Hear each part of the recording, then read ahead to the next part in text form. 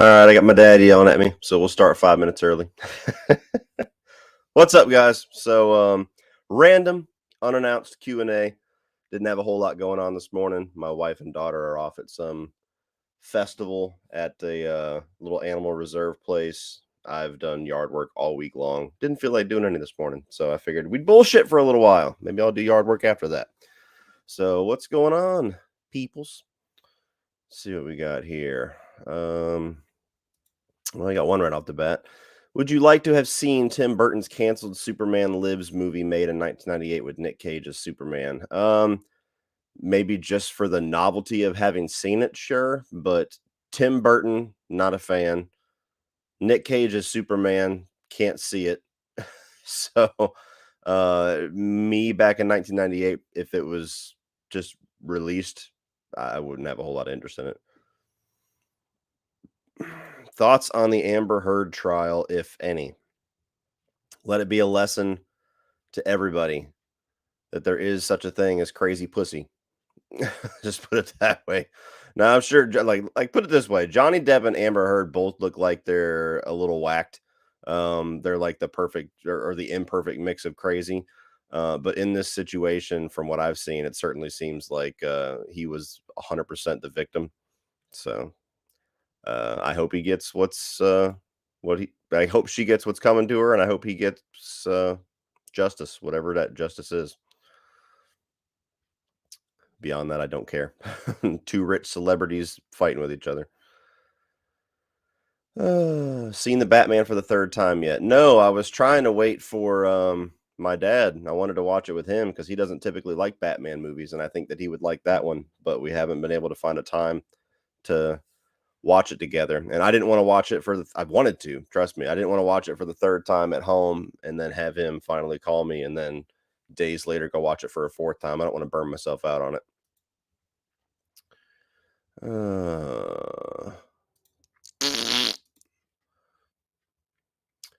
When is the Better Call Saul season 3 review? That'll be tomorrow. My plan is to release them every Monday. And then so you'll have 3 more coming. Sean will be, from what I understand, will be joining me again for this one. Season 4 and 5, he might not be releasing them the same time as me because he's not quite caught up with it just yet. But yeah, I'll be releasing that one on Monday. Will Johnny Depp win the court case? I would be shocked if he didn't. Can you react to the faculty? Like a commentary? Maybe one day. How do I like the Romero zombie films? I'm not as big of a fan of them as a lot of other people's. Night of the Living Dead, I get. I respect it. I get the legacy. I get how that movie was probably like riveting and shocking back in the day. It has aged poorly just because it's kind of kicked off the zombie genre. And then now we've had so many movies and TV shows that you go back to that and it just kind of seems simple and small scale because all the things that I've seen that have been inspired by it have taken the concept further. Dawn of the Dead, I much prefer the remake. I like the more action-packed Zack Snyder-fied version of that story. I do like Day of the Dead, mostly for the gore, but none of those movies are like amazing to me. I think that there's some interesting things about them, but none of them are like my favorites. But then again, I'm not really a giant zombie guy either. Let's see here. A couple super chats.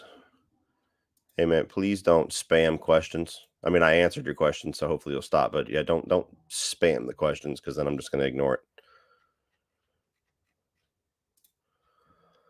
Love this channel. Thank you so much. Can you do a review for the Wishmaster, Stu from the UK? I'm sure eventually I'll get to it. The Wishmaster is not a franchise that I'm necessarily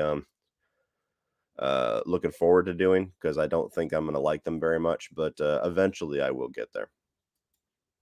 What do you think of the Black Phone? I think the trailer showed too much, but I'm really, really excited for it. It looks like it's going to be good.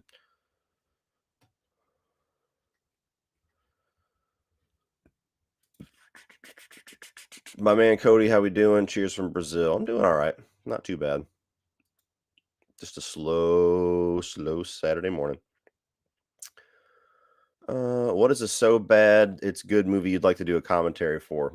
Well, I just did one with Rudy. We did Deadly Friend. The Happening would be a fun commentary with the right partner, with the right person to watch it with. Favorite Alice in Chains song? It's actually my favorite song, period, and that's Nutshell. Thoughts on the Avatar 2 title, The Way of the Water? Doesn't really sway the needle for me. It's a fine title. I know it was going to be have to do with a lot of underwater stuff, so it certainly sets you up for that. I'm just not really that excited for Avatar 2. Maybe when I see the trailer, that'll change my mind. It just feels like maybe yeah, David Jaffe actually. He put a tweet out the other day, which I thought was perfect. It said that it was a list of all of the dates, the new dates for all the Avatar sequels, Avatar 2, 3, 4, and 5. And he tweeted something along the lines of, "This is going to be the most expensive misread of the room of all time." And I hope I'm wrong. Honestly, I love James Cameron. If he's going to dedicate the rest of his entire life and career to this, then I hope it's worth it. I hope the movies come out and we're like, holy shit, yes, give me 3, 4, and 5 now. But I just don't really hear anybody ever talk about Avatar, and I like the first Avatar a lot. So I'm not somebody that dislikes the movie. It felt like one of those cultural phenomenons that came out and then just kind of disappeared. So we'll see. It's not a good business to doubt James Cameron. We'll just say that. Do you think the Batman 2 will be good? Well, I don't know anything about it, so I can't really comment on that. It's the same team, the same director, the same actor, so I have to assume that the people that made one of the best comic book movies of all time, in my opinion, can do it again. Just want to say thanks. I found you back in the ending of 2017. And with that being said, you've become one of my favorite YouTubers. Keep the grind going. Thank you. I appreciate that. Ari Aster or Jordan Peele? Jordan Peele movies are more rewatchable for me thus far. And I tend to like the concepts that Jordan Peele goes for thus far as well. They're a little bit wild and out there, where Ari Aster is not necessarily a really out there concept. He's just going for really like kind of creepy. I really liked Hereditary. I did not like Midsummer at all. I really liked Get Out. I didn't dislike Us. I just thought that it was way, way overrated and had a ton of logic issues, but I could still rewatch that movie and be just fine. So I would say I liked both of Jordan Peele's films, where I'm one film yes and one film no for Astra so far. What's up, Kobe? Do you watch Chris Stuckman on YouTube? Occasionally. He doesn't really post too much anymore anyway, but no, occasionally if there's a movie out that I really want to hear different people's discussions on, and he pops up with a review, I'll check it out, but there's not really any movie review channel that I watch religiously. When I watch YouTube, I tend to watch other things. Do you think X is a landmark for slasher films? I wouldn't go as far as to call it a landmark. Like, it doesn't like reinvent the wheel or do anything to like really blow the doors off of the genre. It's just really good. So I think it's a movie that slasher fan, and I've seen some people like the internet being the internet, like, this is garbage. So it's not for everybody, but I just think it's a movie that takes the heart of what we want for slasher films, gives it a unique concept, gives it a really interesting villain, and is just a good, well-made movie. So I just think it proves that slashers can be done well. They don't have to like appeal to the low-hanging fruit. We'll put it that way. So I guess it's a landmark in that sense. Is X your favorite A24 film? It might be. I would need to look up and research all the A24 films, because I'm sure there's a couple on there that I'm not thinking of, but it certainly could be. Is it me, or is Halloween ridiculous now? Too many retcons and alternate timelines, and also I think Jamie Lee did it for the money. Well, I mean, to be fair, every actor does it for the money. That's why they do what they do. So I wouldn't say that against her. I mean, if Jamie Lee was like, yeah, I did it because it was a big fucking paycheck, I'd be like, damn right you did. Is Halloween ridiculous now? I mean, it's on more of a straightened path now, so I think it's gotten less ridiculous. But just in general, that franchise just goes in a whole bunch of different directions. It's like choose your own adventure, so it's kind of unique in that aspect.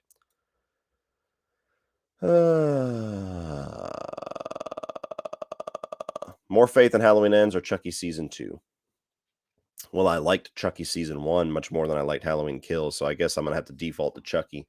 I'm eternally curious on what Halloween Ends is going to be, but every single detail that they've given, it doesn't help that I didn't like Halloween Kills all that much. I mean, it was 3 out of 5. It was okay, but um, it certainly wasn't as good as I think it could have been. But pair that with all of the details that they've given about Halloween Ends since then, about they're changing up the story and it's not going to be the same night, it's going to be years later, and somehow COVID's going to play a part. Like every piece of information I've been given on Halloween Ends makes me have less faith in it.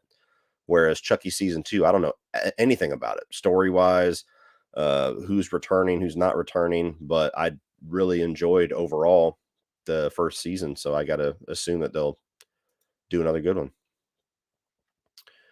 Let's see here. Thoughts on Elon Musk owning Twitter? I don't care. I don't care at all. Look, Twitter is something that I only have as a marketing tool. If I didn't have a YouTube channel that I wanted to market and interact with people on Twitter for, I would not have Twitter. Twitter is a cesspool. Twitter is where the absolute worst possible interactions in social media are all held. And so, do I think Elon Musk owning that is going to make that worse or better? No, I don't really think it's going to change that much. You got a lot of people that really get into politics. They're like, well, you got this guy who's loves to piss off the liberals and now he owns it and free speech. And I'm like, I just don't give a fuck. He's going to spread misinformation. Well, I don't give a fuck. If you're stupid enough to get your information from Twitter, then Elon Musk owning it's not going to change that. That's my fucking take. So I genuinely don't care. He could buy it and shut the shit down tomorrow, and I wouldn't miss a wink. What do you think about Vin Diesel bringing back Brian for Fast X? I think it's an extremely stupid idea. If Paul Walker's not there, I don't want to see the character. I mean, the movies have suffered a lot because the character's not there, but there's no way to bring him back. That's the unfortunate reality. He's dead. The actor's dead. Don't CGI his face onto his brothers for an entire movie or do. And they had to do what they had to do for Furious 7. They had to. Didn't have a choice. Don't go back to that. That would be extremely stupid. That would almost make me not want to watch the movie, to be honest with you. I mean, I'm somebody that I really liked the Fast and Furious franchise for quite a while. I started to fall out of love with it after 7.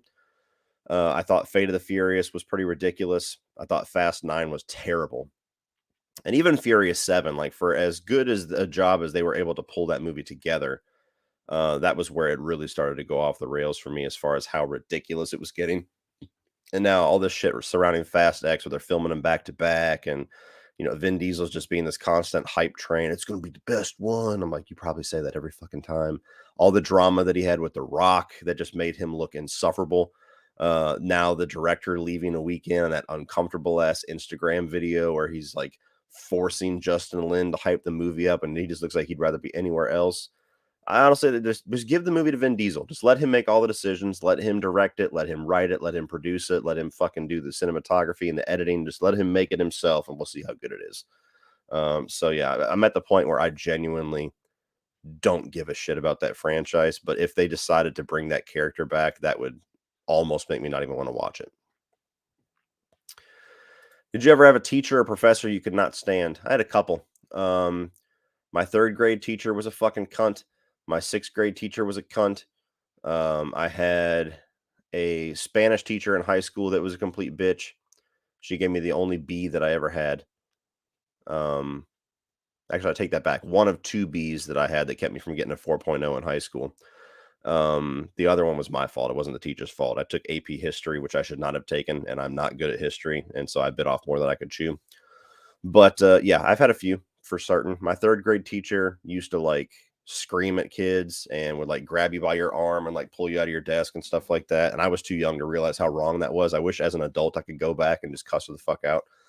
My sixth grade teacher wasn't like physically a bitch like that, but she would just constantly just attitude wise was a bitch. Didn't like me, would always give me shit. There was always like project after project after project, and it's like I'm in 6th grade. What the fuck are you doing? Just overloading people with this. So yeah, I've had a few. I've had a lot more good teachers than I've had bad teachers, but I've certainly had a few. And I had there was this program in Ohio where I grew up called LEAP, which was essentially like advanced placement. Like if you scored really high, they would send you to a different school once a week, and you would do like advanced stuff like brain teasers and science experiments and all this other stuff. It was a lot of fun. I loved the class itself. But after grade school, when you went into junior high, it was no longer a school you went to once a week. It was just a class that you had, and it was all language arts based. And the teacher that I had for those 2 years was also a fucking sexist bitch. She loved all the girls and gave shit to all the guys. There was a time where I had like a rough draft report or something in this folder, and it was stuck in the folder, and I was trying to pull it out, and it tore in half. And I went to go show her. I'm like, hey, my paper tore in half. It was coming out of the folder. And she goes, well, you got a day to make it look better. And so I interpret that as, okay, go home and rewrite it. So I go home and I rewrite it and I bring it in. And she's like, I don't want this. Your final draft is due today, not your rough draft. And so I got like a 0 on it or something. And I was like, yeah, hey, Dad, I need you to go handle this. And so he went to school and she got her ass chewed by the principal. But yeah, she was a fucking twat too.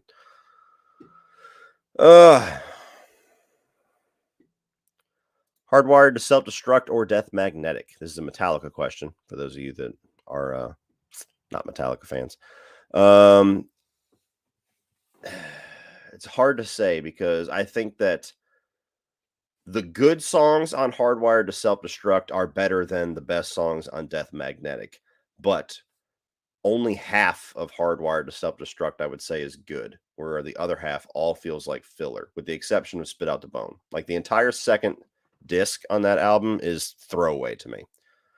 Whereas Death Magnetic, I don't really think has throwaway songs, but overall, Death Magnetic feels it's aged poorly. I loved it when it first came out, but when you listen to it now, aside from the fact that it's overproduced and turned way the fuck up, it feels like the songs are artificially long. You know, this is when they were trying to go back to like their days of like And Justice for All and everything, where their songs had to be like 6-7 minutes long. And so a lot of the songs feel like they're forcing them to be long when they should be like 3-4 minute songs. And so they're both imperfect albums to me. Hardwired, I think, is if you just took the first half of Hardwired to Self-Destruct and stuck Spit Out the Bone on the end of it, even though it's short, I think that's a badass Metallica album. But unfortunately, you have those 4 or 5 other songs in there that I think are all throwaways. Do you think we'll get more music vids from you anytime soon? I don't know, man. There's just nothing to talk about in the world of music anymore, it feels like. And maybe AIC top 10. Possibly. I love talking about music. It's just it doesn't perform well, for one, because I don't talk about it enough, but there's just never really enough out there to talk about. I feel like being a rock fan, you're just kind of sitting there waiting nowadays, like, is anybody going to release anything this year? All right, I'm behind on a couple super chats. Let me go. Fern Gully live action. Yeah. Dances with Wolves and The Last Samurai. CBMF, loving all the content coming out. Great work. Thank you. Can you shave your beard? Can I? Yes. Will I? I don't see a reason to. John Sutherland, I will watch your Better Call Saul videos once I catch up with the show. Curious if you started or progressing with Ozark. Nope. I wanted to. I just ran out of time. I have it on my calendar over here, for when the final set of episodes are going to come out, but I just haven't had time to watch through a whole series. So that one's going to be on the back burner for me for a while. All right.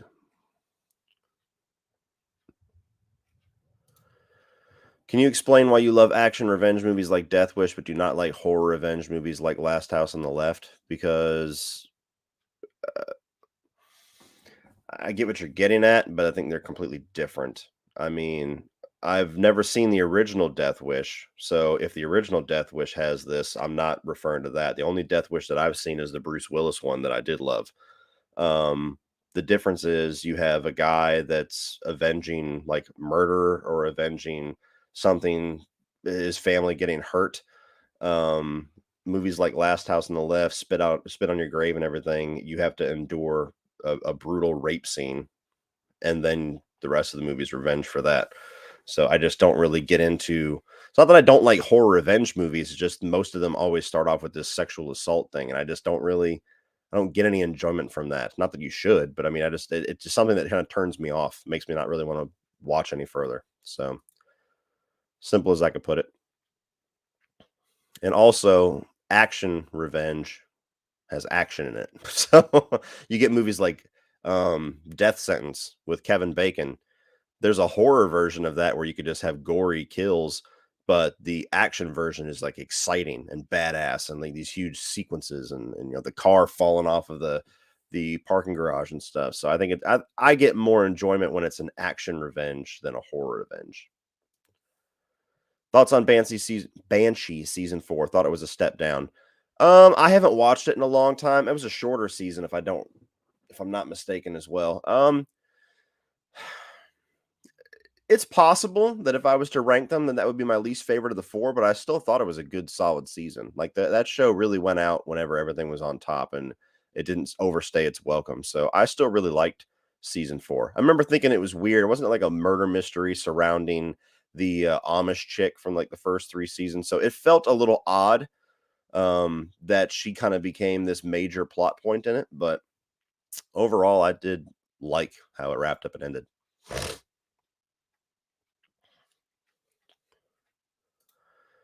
Off the top of your head, top 5 Stone Sour songs. Oh god, that can't be an off the top of my head thing. Oh shit. Come Whatever May's awesome. I can't do this off the top of my head, dude. I love is it Unfinished, Imperfect. Fuck. Yeah. I draw a blank when it's something like that. I mean, I'm trying to like shuffle through like 50 songs in my head right now. Let's see. I don't know what it is, but I can't get into Alice in Chains since Lane died. That being said, Wood is one of my favorite songs of all time. Yeah, I understand that. I mean, their music has not been as good since Lane passed away. I think that Black Gives Way to Blue is a really good album, but the albums that they've made since, the Dinosaurs, The Devil Put Dinosaurs Here, and then what was the last one that they did? Fuck, it's on the tip of my tongue. Anyway, I listened to both those albums. They were okay.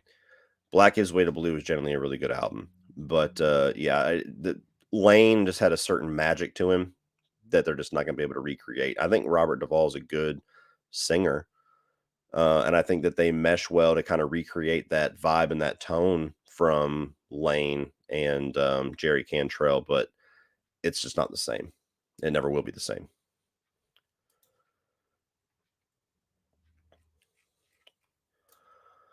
Hey, Cody, my favorite 2 movies are Shawshank and Goodfellas. I know you're a fan of both. Do you specific stuff you like about each of them? You recommend getting any of them on 4K? I mean, if you don't own them, I would recommend getting both of them on 4K.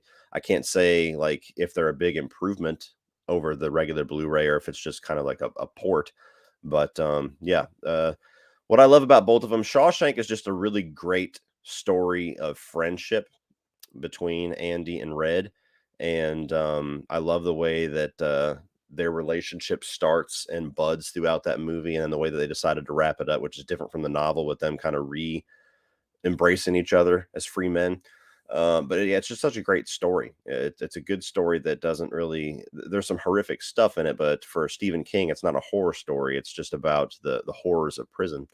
And Goodfellas is just, as far as mob movies, to me, that's always been number one. It's got great characters, but also it just really focuses on the lifestyle of the mob, why it was addicting, why people stuck with it, all of the excesses and the bonuses and the privileges that they got for being gangsters.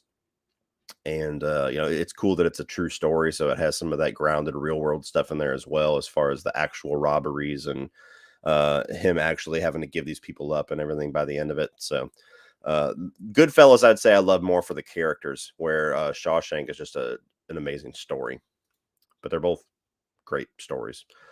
Thank you for the Twitter truth. Should I get out of my way for the X film? Should I go out of my way for the X film. It just depends on you. If you love slashers, I would say yes.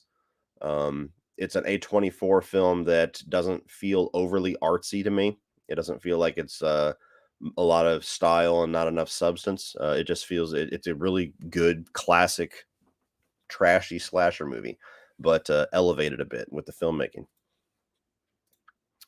Thoughts on The Walking Dead fans turning toxic on Norman Reedus because of Melissa McBride not doing the spinoff? I think they're all fucking morons. I mean, I don't.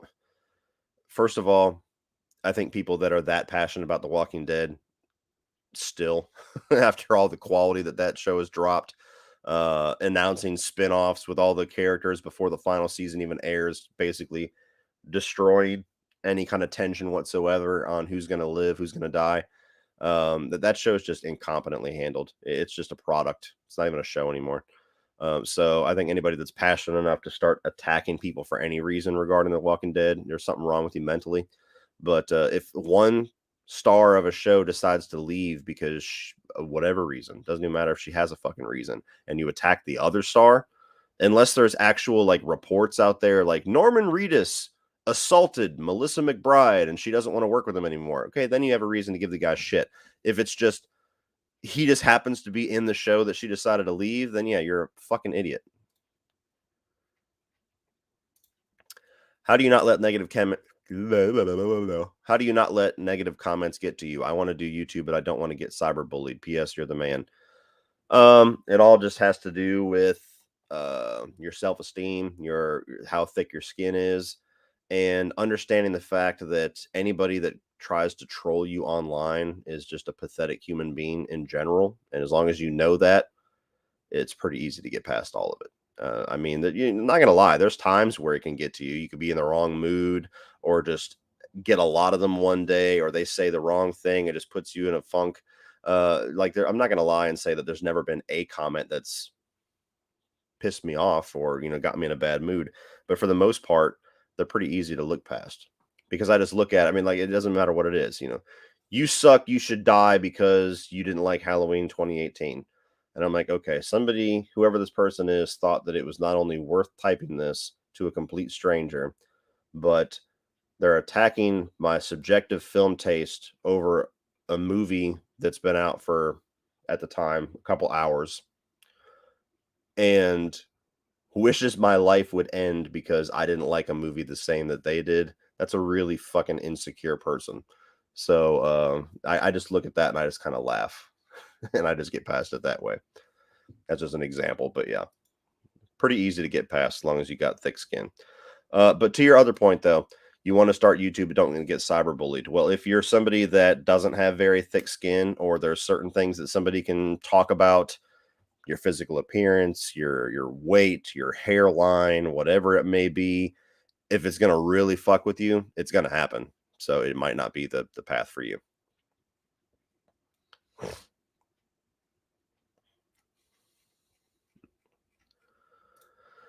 What game is next up for review? I don't know. It doesn't seem like there's anything coming out. I thought that Hogwarts game was coming out soon, but I guess I was wrong.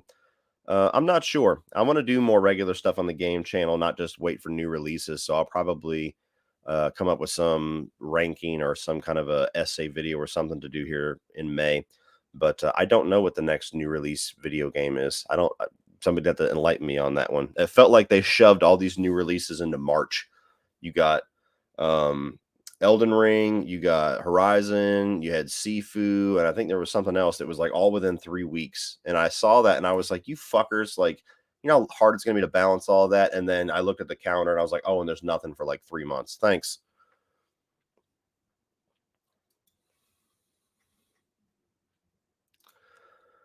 Have a good day. Keep up the great content. Thank you. Thank you. When does the Halloween season begin for you? September, I guess.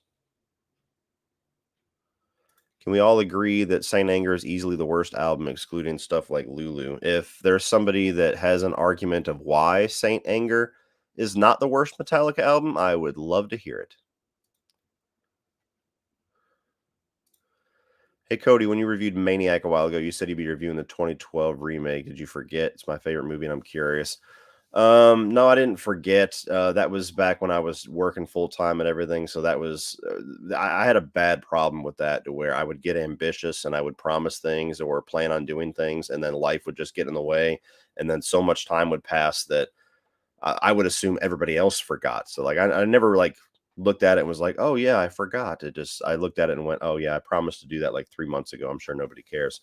I'll make my way to it eventually. But yeah, that was my bad. That was just back in the time when I was lucky to get any time to record or edit. Let's see here.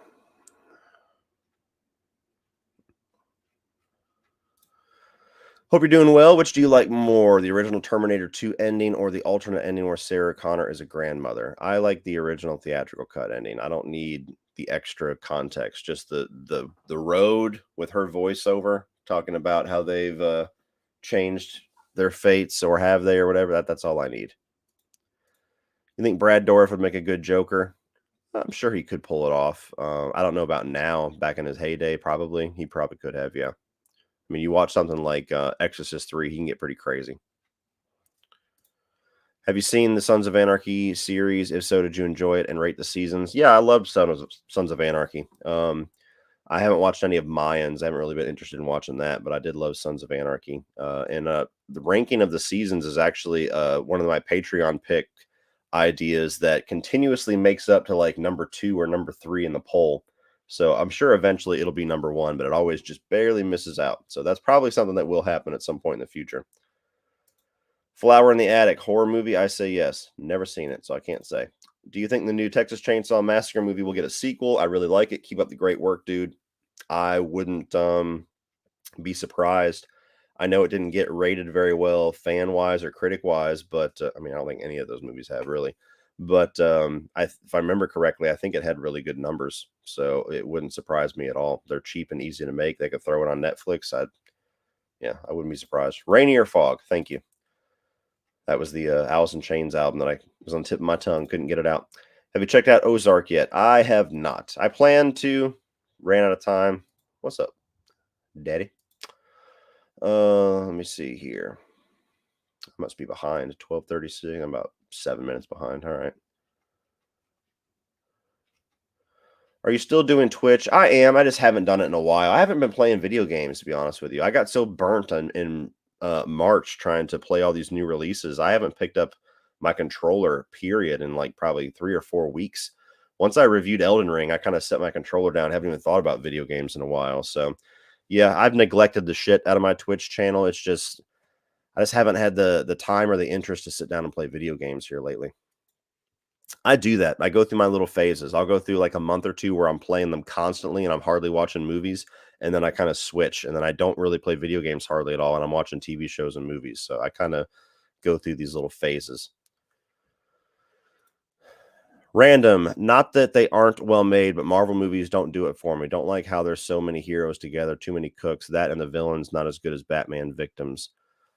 They're two different things. I mean, Marvel is like a roller coaster ride. They're trying to be big popcorn, mass appeal entertainment, where DC films, especially Batman, is much more niche. It's more for the horror thriller fans, a little bit darker, a little bit more mythic, a little bit more epic, I guess, in scale. And so they're just two different things. I really enjoy Marvel overall. I certainly, I wish that they would break from their formula a little bit. I mean, I don't know if that would make them more or less successful. That's why I don't make those decisions. But just for my own selfish reasons, I would like to be able to walk into a Marvel movie and be surprised once in a while. And there's just not really anything surprising about them. You know, I can pretty much watch the trailer and know exactly the type of movie that I'm in for. I could not watch the trailer and know exactly the type of movie that I'm in for the most part. So they're enjoyable, but I wish they would take more risks. With Batman 2 in development, which villain or villains would you like to see in the sequel? Supposedly, Matt Reeves loves Mr. Freeze and Mad Hatter. Mr. Freeze, I would love to see a version of. I don't know. It would be a hard job to figure out a really grounded way to do that character. I think they can do it, but I would like to see that. Hugo Strange is a character that I would like to see in this universe. I would like to see. We've seen him before, but I would like to see their version of Two-Face. I don't think we need him right now. Mad Hatter, I can kind of do with that one. That one, I always think Alice in Wonderland, and it's just a totally different thing for me. So I don't know. That's not a villain that I've ever really loved.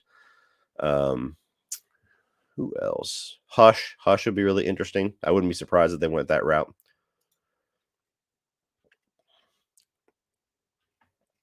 Let me see here.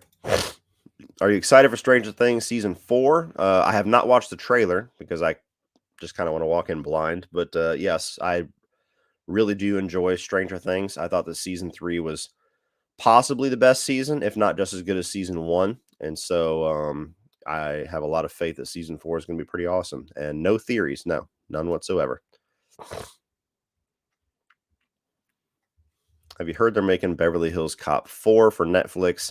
I feel like they've announced Beverly Hills Cop 4 like a dozen times in the past 7 years. So we'll see.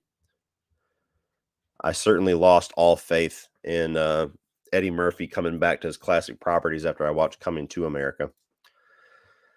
Keep one, erase one, ignore one. Halloween, Nightmare on Elm Street, Child's Play, the whole franchise, ignore as in can't watch again. Huh. So ignore one and erase one's kind of the same thing, though. Except one, I know it exists. I don't know, man. I mean, you got a Nightmare on Elm Street and Child's Play. They're my two favorites. So obviously Halloween's going to get the shit end of the stick on that one. But would I rather watch the Nightmare on Elm Street movies again, or would I rather watch the Child's Play movies again? I like Freddy more as a villain, just barely, but the Child's Play movies have better movies in them or have more good movies in them than the Nightmare on Elm Street franchise does. So I guess I'll pick that one. Because with Child's Play, I can watch the first 4 movies that I love and Curse of Chucky that I'm a big fan of. And I'm really only 2 of those movies am I just not really caring to ever watch again. Whereas Nightmare on Elm Street, I have the original, I have Dream Warriors, and I have, do you count Freddy versus Jason? For the sake, we'll say yes.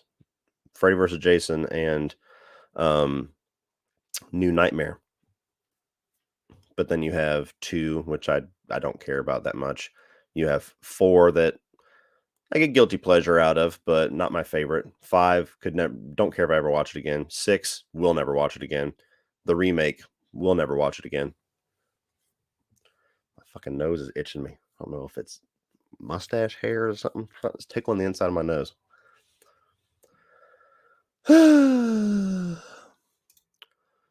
I'll be at MegaCon in Orlando. Awesome. Is there anyone in particular that you want to meet while you were there? I have done zero research on who's even going to be there. I just got told yesterday the final details of it from Sean. I mean, we've talked about it for a while, but yeah, I haven't researched the actual con at all. Somebody mentioned that Cobra Kai might be there. That would be cool. But beyond that, I don't know.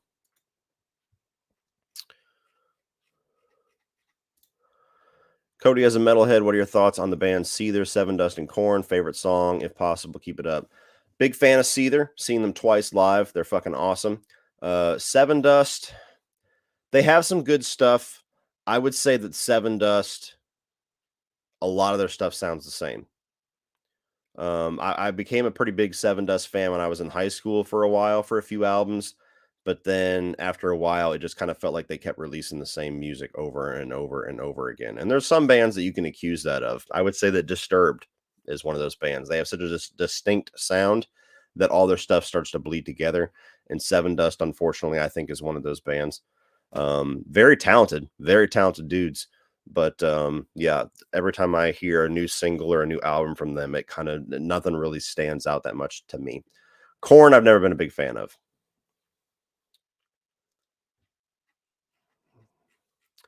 And I think I'm caught up. Which villain would you like to see in the Batman sequel? Which actor would you like to play the villain? Keep up the great work. I don't know if it would work because, again, like I just said, it would be a difficult job. But I would love to see Giancarlo Esposito play a version of Mr. Freeze. That's the guy that plays Gus on Breaking Bad and Better Call Saul, for those that don't recognize his name. All right.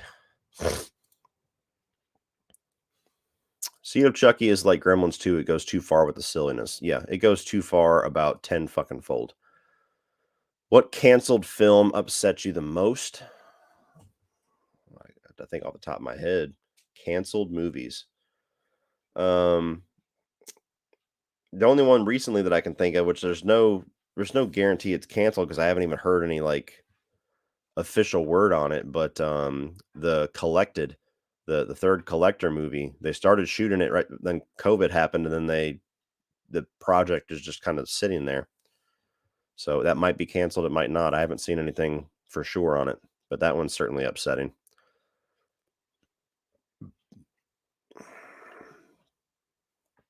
Nolan's Friday the 13th or Reeves' Nightmare on Elm Street. Look, Christopher Nolan is a brilliant filmmaker. I don't want to see that guy's version of Friday the 13th. That sounds like a horrible, horrible matchup there. Whereas Matt Reeves has done horror before, so I would be fascinated to see what he would do with Nightmare on Elm Street. Do you think Batman 2 should be more in the style of Silence of the Lambs? Should, not necessarily, but if it did take that approach to where Joker was like Hannibal Lecter or something, I think that would be really cool. Are you going to review and rank all the Jurassic Park World films before the new one comes out? I do plan to, yes.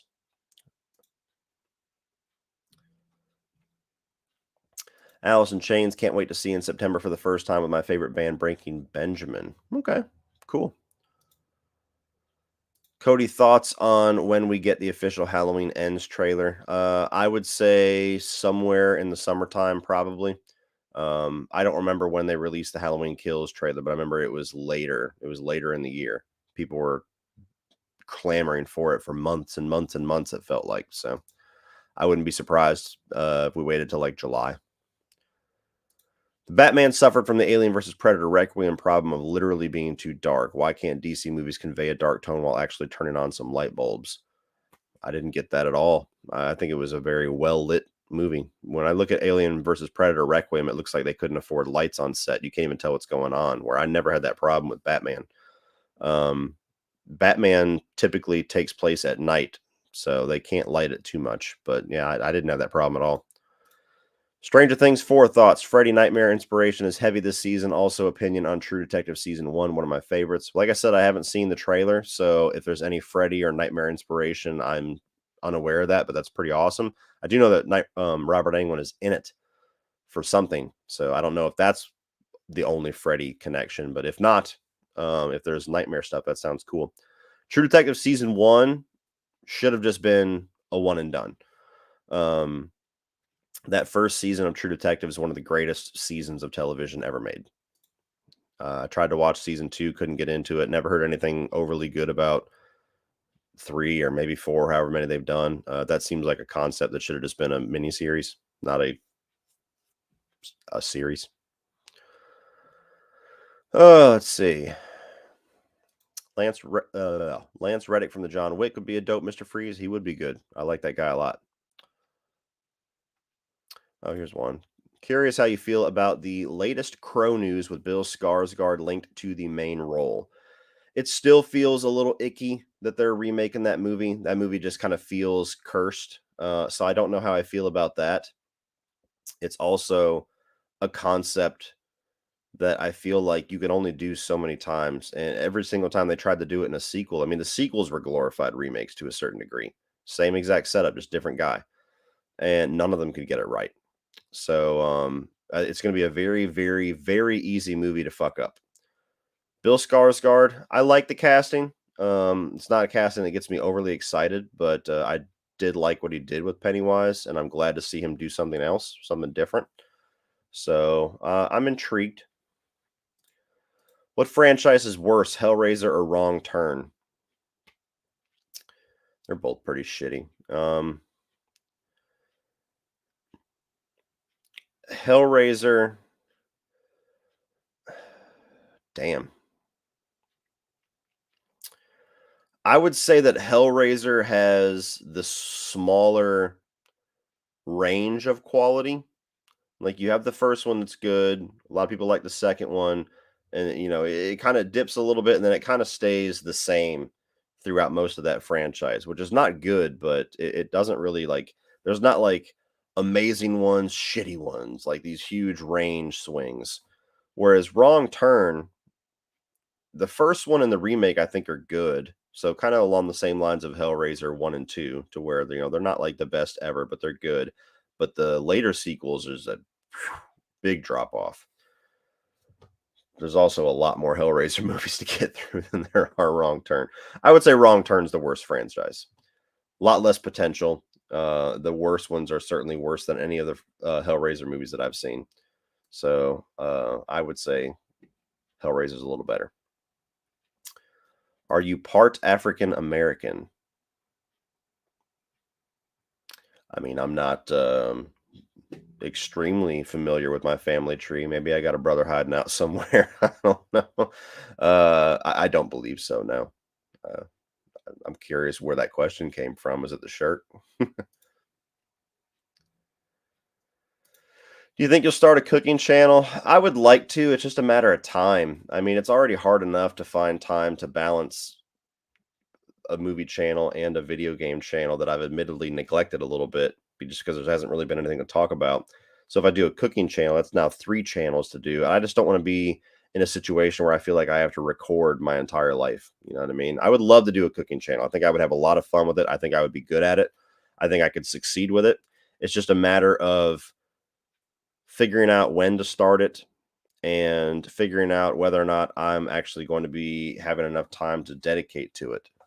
Because that's a whole different setup. I mean, I have everything behind me already set up to do my other 2 channels where I just kind of walk in and start. Whereas a cooking channel, I would have to take a lot of this shit out of my room or buy new ones, go downstairs, put it in the kitchen, put it outside by the grill. There would be a lot of setup time. So that's something that I do want to.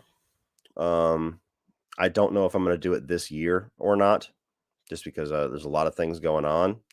But strong possibility at some point it will happen. Can you do a Fog 1980 movie review? Without saying too much, it's strong possibility that's going to happen later on this year. Do you have a favorite stand-up comic currently working? My 2 favorite stand-up comics are Bill Burr and Joe Rogan, and they're both working very hard right now. So yes. Let's see here. What do you think about Will Smith being banned from being at the Academy Awards for a decade? I don't really give a shit, honestly.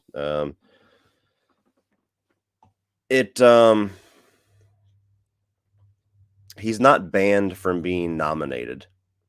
He's not banned from winning.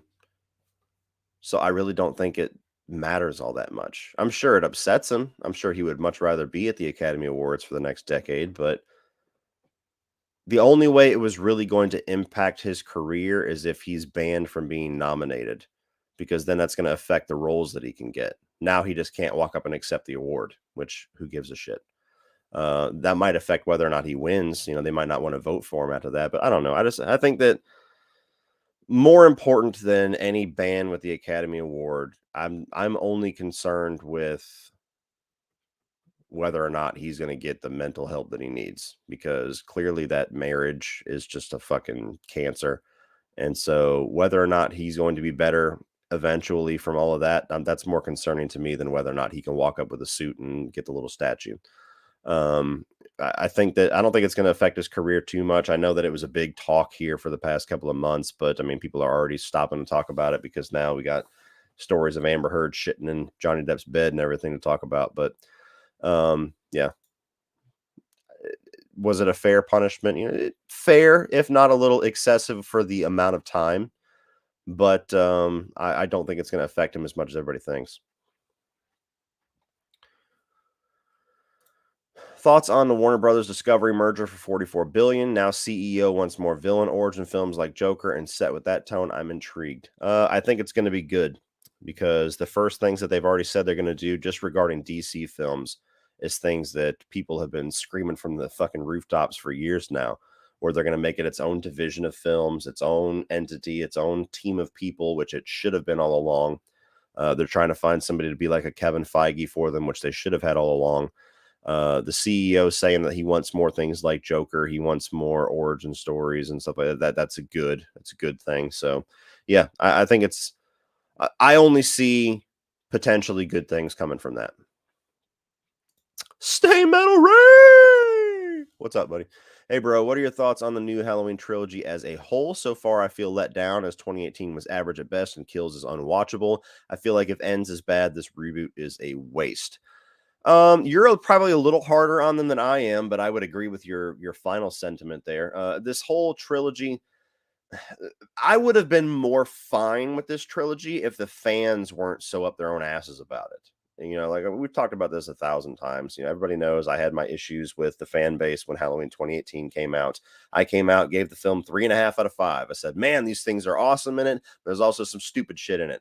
The fucking Michael and Laurie are great. The surrounding characters, not so good. The writing, the jokes, not so good. The tone, the darkness, the kill is fucking awesome. But this, didn't like the ending. Like, honest thoughts.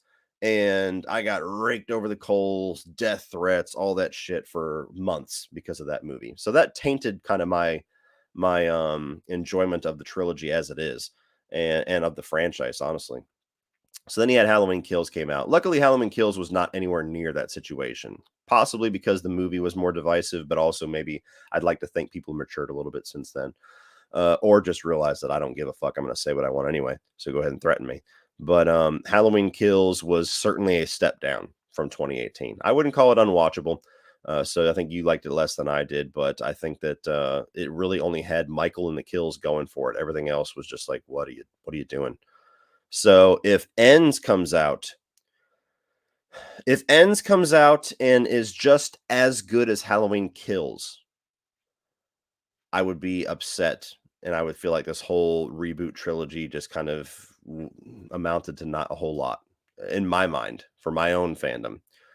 If it comes out and it's as good as 2018, depending on how they end it, I'd be like, okay, you didn't quite stick the landing for me, but it is what it is. If it's the best of the three, then that could retroactively make me like the other two a little bit better. But my problem overall with how they've done this trilogy is that I have not bought into at all this new version of Laurie Strode, this Sarah Connor version. I think that the broken PTSD version of the character that we got in H2O was much better and was much more realistic than this version that we're getting now. And I feel like they've just gotten they kind of have gotten ahead of themselves and gotten too bogged down with all the extra stuff that they're trying to throw into this movie, where like Halloween Kills was supposed to be this middle chapter where Michael just fucking lays waste to half of Haddonfield, and they get caught up in this whole commentary on mob mentality and evil dies tonight, and we got fucking Danny DeVito running around. Everybody thinks it's Michael Myers, which was just stupid. And then by the end of it, okay, we lost a Strode. Isn't that sad? No, not really. No, not really. And so Halloween Ends. If they go back to basics, if they make it a little bit more simple and small scale, then they tried to make it bigger with Halloween Kills. If you focus on this bloodlust that Laurie Strode should have for Michael at this point, after the events of the last two movies, and it's just a movie about her going after him with everything that she has, and they both fucking die at the end, then I think they could land the ship. There's potential to still land the ship. But I'll tell you right now, if they bitch out and cop out and we get to the end of this and they both live, or if Michael lives and we're getting more sequels after this, fuck you. They both got to die. We've been building to this. Don't fucking bitch out on the finish line. Not saying that I don't want more Halloween movies. I'm not saying that, because I think that there's potential to do more. And they might even have a way to make it to where Michael lives at the end of this and we go off and tell stories with him now that have nothing to do with Laurie Strode that I would actually be on board for, because that's kind of what I wanted with Halloween 2018 before they announced that Jamie Lee was coming back. But I think the best course would be to kill them both, make this a definitive end for this timeline, and then in the future you can go and do some other version of Halloween. but that's just me.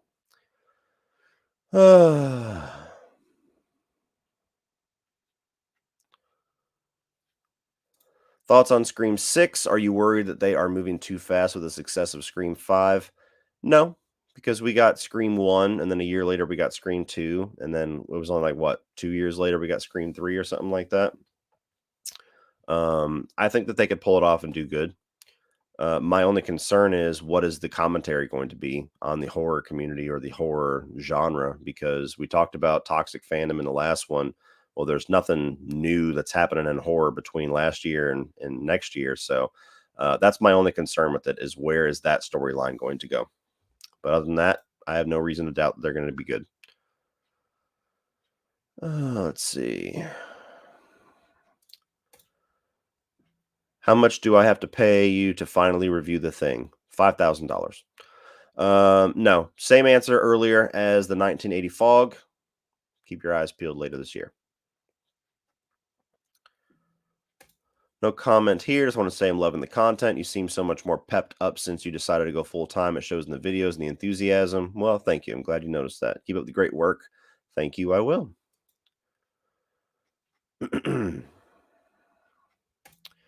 Thanks for answering my question. Shawshank and Goodfellas are my favorite two, but my favorite one is Shawshank. Such an incredible movie that you can learn and apply so much into our daily life and struggles. I agree. It's a good one.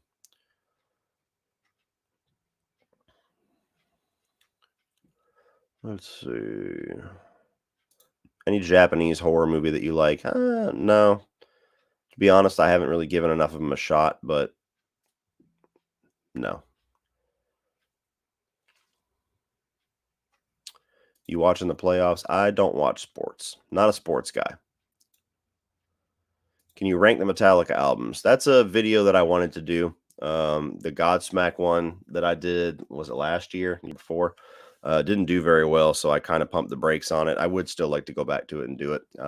Just a matter of when. That would be a ranking that will get me a lot of interesting comments for sure, because I don't think it would be a popular ranking. Is the new Better Call Saul episode one of the best of the both series? It's in my top 5 because of the love they give to Nacho. Loving the work, bro. It was a very good episode for sure. It was a very good episode. I don't know if I would say that it would, if I was putting all of Better Call Saul and all of Breaking Bad into one pot and I was going to do top 10 episodes, I don't know if that would be in my top 10, but it was a very good episode. Halloween Kills is the second best Halloween movie. Changed my mind. I have no interest in changing your mind. If you think it's second best, then all the power to you. For me, I don't even think it's in the top half of the franchise. Do you think they would kill Gale or Sydney off in Scream 6? I don't know. I would like to think that they would kill Gale. This new trilogy or whatever that they're doing would kind of be getting rid of the old school characters and setting the stage for the new characters to take over, and that would be a way to do it. But they also have to be careful, because if you kill off OG characters too quickly or in too quick succession, you can also run the risk of pissing off the fan base. I mean, there was, spoiler alert for Scream 5. You got 5 seconds to mute the video. 4, 3, 2, 1. When they killed Dewey in Scream 5, I was like, fucking finally. But there were still a lot of people that are like, that was bullshit, the way he went out, the way he did this. Like, no, fuck that. You can't do that. And so even just doing one after 5 movies still will piss off some people. So I don't know. If it were me, I would be killing them off one per movie and setting up this new trilogy as a way of passing the torch. Thoughts on Speed? Speed is awesome. Speed is I'm talking about the movie, not the drug, by the way. The movie is great. It's one of those good 90s action films. It kind of got unfairly lumped into that like Die Hard on a Blank category, when I really don't think that applies to Speed.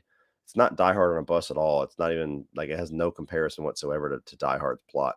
But as a standalone action, well, it's not standalone. It's got that sequel. We won't talk about that one. As a standalone action movie from the 90s, it's one of my favorites.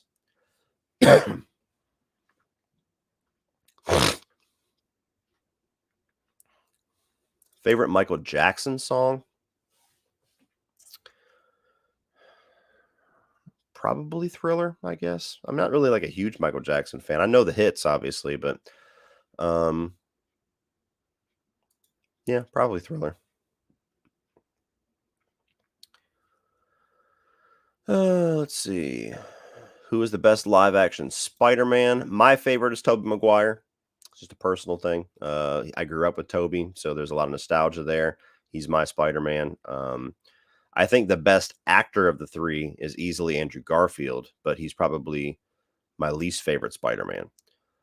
So yeah, my pick is Tobey.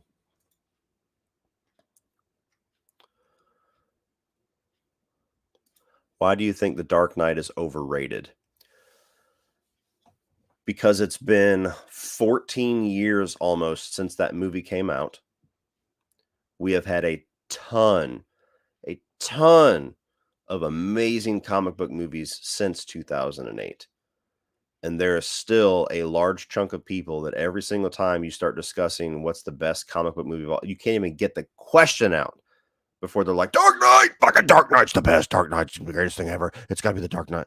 And look, so that in and of itself, it's just like the original Halloween, where I'm like, okay, guys, it's fucking great, but calm down. So there's one side of it.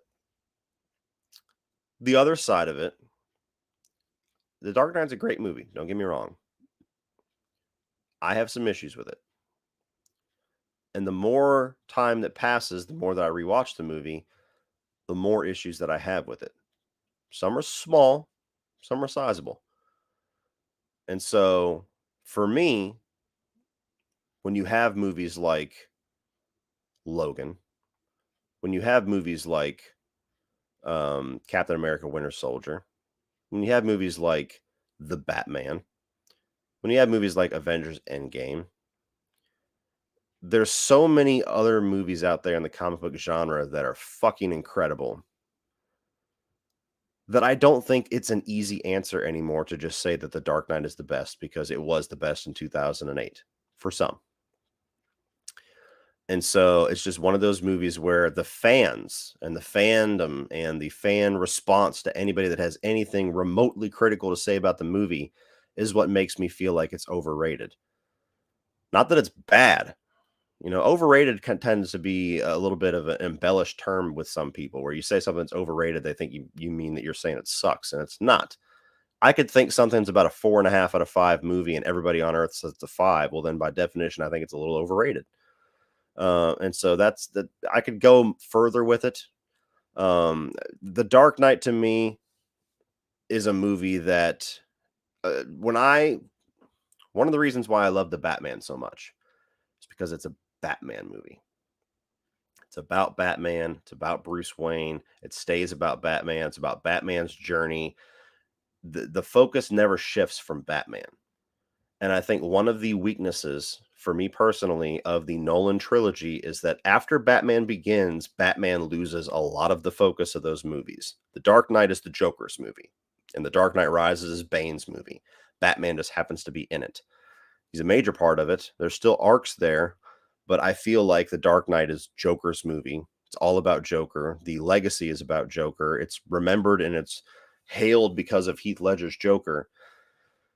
And when I want a Batman movie, I want to say all those things about Batman. So that's there's still more I could say, but that's a lot of answer for that question.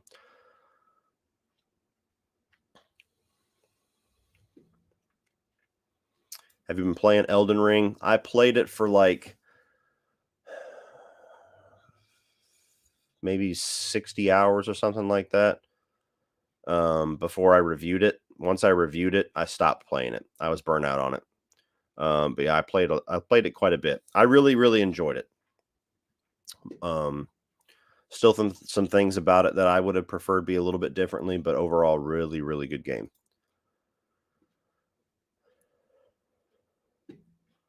Halloween Ends needs to be the scariest movie of all time. That won't happen. I can promise you that right now.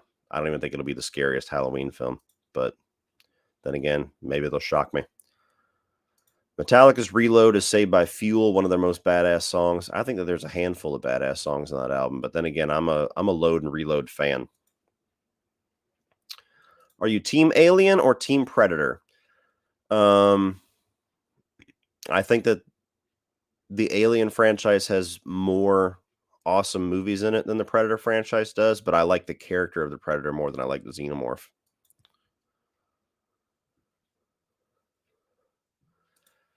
Do you think if we get the Craven cut of Cursed, it will be the greatest werewolf movie of all time? I mean, it's impossible to say until I see it, but I doubt it. I mean, you have movie. Well, let me walk that back. The werewolf genre is a lot harder to pin down than the vampire genre because when you talk about the greatest vampire movies of all time, what are the movies that people throw out? They throw out Lost Boys, they throw out Near Dark, they throw out Fright Night. You get like Bram Stoker's Dracula, or even going all the way back to the Bela Lugosi movies. There's these passionate answers for it. When you talk about the greatest werewolf movie of all time, you only get one of two answers. You either get American Werewolf in London or you get The Howling, both of which I like a lot, but neither of which I like on the level of something like Fright Night or Lost Boys or Near Dark. And so it wouldn't take a 5 out of 5 movie to be my greatest werewolf movie of all time. So it possibly could be, but I don't, we don't know enough about what his cut of the movie was aside from some of the ideas that he had and some of the cast members. So that would be a really interesting thing. That's like I said in my review and the video I did last year about director's cuts. That's the director's cut that we need the most in the horror genre is that movie.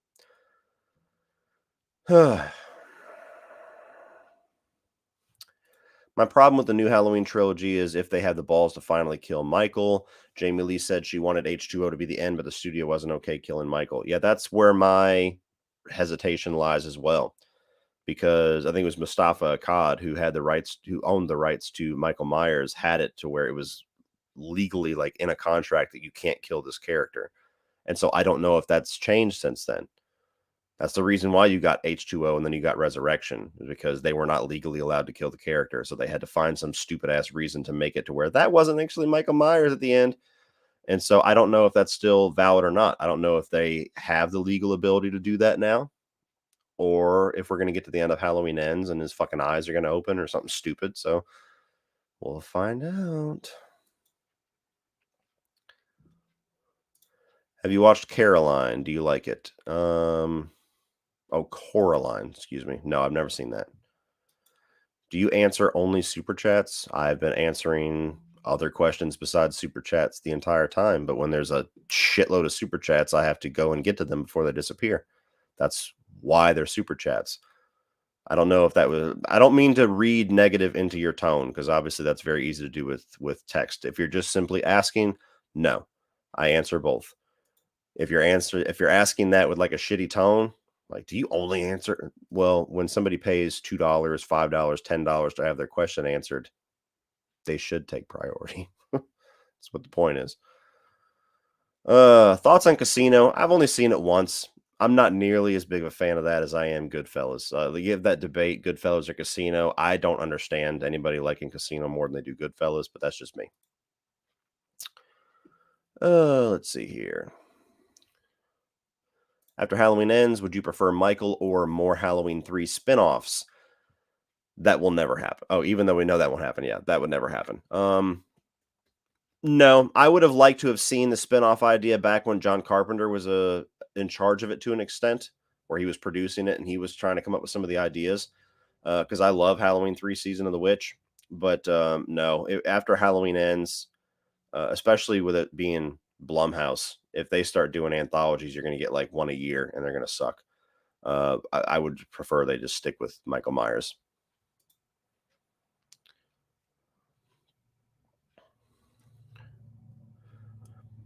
Do you like The Walking Dead? No, I used to follow the show. I followed it and was a big fan of it for the first 2.5 seasons. It really started to fall off for me in season 3, where it felt like the governor's season just never quite took off. And that was a season I was really looking forward to. And then I fell out of love with the show, but was still watching it begrudgingly. I liked the show again when season 5 came out. I felt like season 5 was a big step up, where they started off with the cannibals, and then eventually they made their way to that town where Rick became like the constable. That was a really good season. And then after that, it started to fall off again for me, to where season 6 spent the whole season leading up to Negan's reveal. And then you get to the end of that season and they have the little, I still get mad when I think about it, the fucking cut to black without showing that who he killed. That pissed me off so much. That's the angriest I've ever been at a television episode. And so I almost swore off the show at that point because I was just so angry. Came back and I watched season 7 and loved the season opener when they showed who he killed. I was like, holy shit, this show's about to get crazy. And then that was the worst, most meandering, fucking boring ass season of that show I've ever seen. And so I dropped off after that. I haven't watched anything since that season. There's part of me that wants to get back into it to watch it so that I can rank all the seasons whenever it ends later this year. But there's also a part of me that's like, fuck that. I don't want to watch that shit. So I don't know. I don't know if I'll get to it or not. But overall, no, I'm not a fan of the show. I think it's they had a lot of potential. It started off great, but it became a product. And it's the only show I've ever watched that feels like it blackmails its audience into coming back instead of giving you compelling reasons to come back.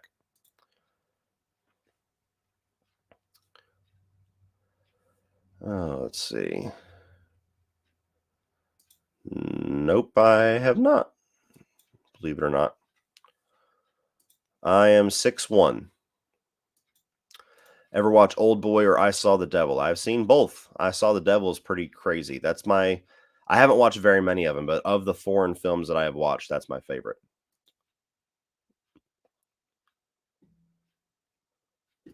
Do you think we'll receive a major Resident Evil announcement this year? I would assume that they're either going to announce the Resident Evil 4 remake or some type of DLC for Village.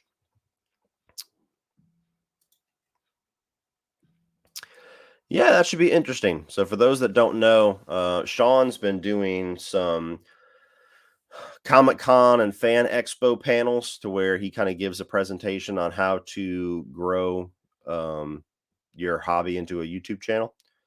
And so for the past couple times that he's done it, he's had a guest, and he's doing one in Orlando at the near end of next month, and I'm going to be his guest. So me and him are going to be in Orlando at I think it's called MegaCon Orlando, and we're going to do a panel for like an hour or 45 minutes or something like that, talking about how to grow a YouTube channel. So it should be fun. It's going to be interesting for me because I used to not like public speaking at all. Obviously, I've grown out of that quite a bit since doing this channel. So I'm very curious on how it's going to be for me not talking to a camera and talking to people in a hallway.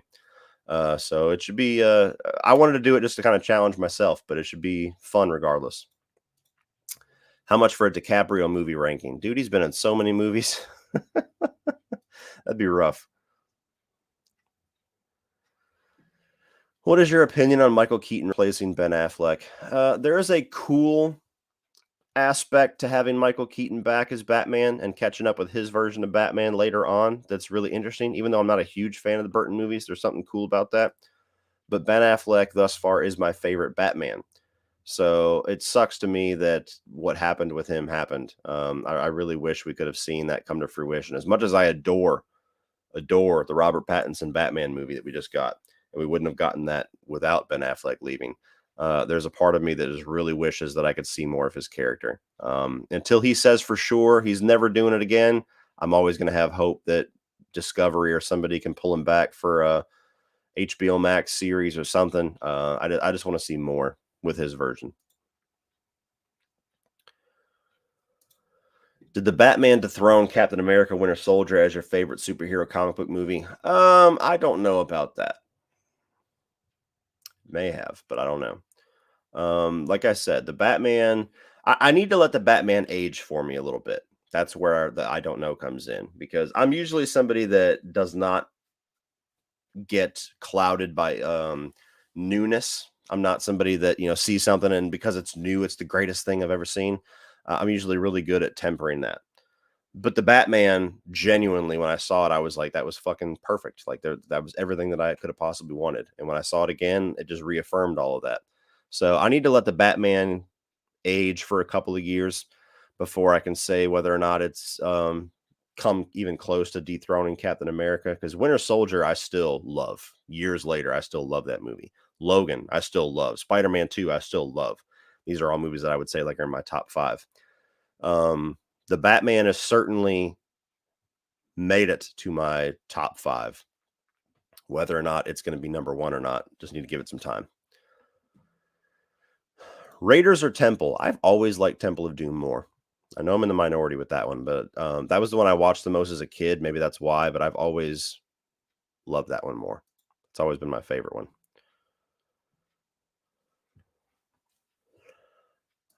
I'm just going to wait to binge all the Better Call Saul when it's on Netflix. My only caution with that is that it becomes very hard to avoid spoilers when it gets to a final season, because as people start to die or as things major start to happen in the show, it always is going to flood Facebook and Twitter and everything like that. So I would actually encourage you to binge through the show now, which is on Netflix, the first 5 seasons. And depending on how quickly you can binge it, maybe by the time you finish the first 5 seasons, you can go right into season 6 and it won't be over yet. And you won't have major things spoiled for you. But if that's not an issue, yeah, it's a very easily bingeable show. Just like Breaking Bad, it's only 10 episodes per season, so it's even quicker to get through.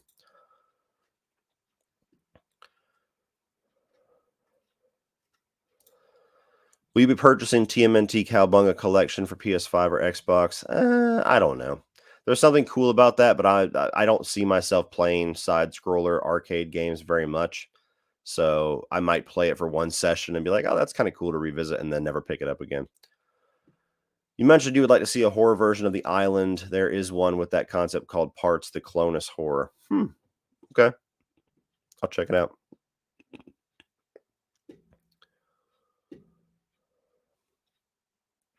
Yeah, Under Siege, Die Hard on a Boat. That one's pretty accurate.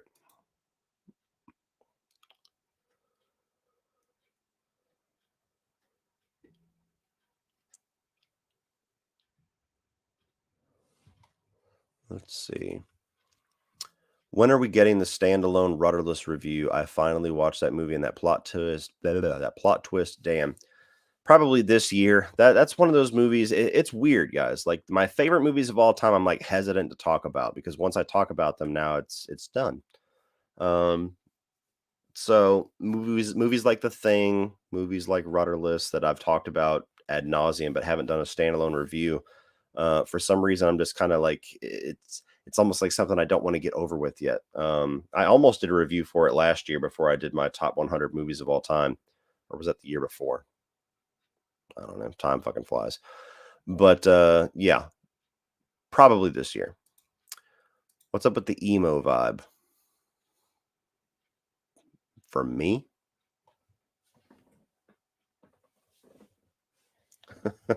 What's emo? I don't know.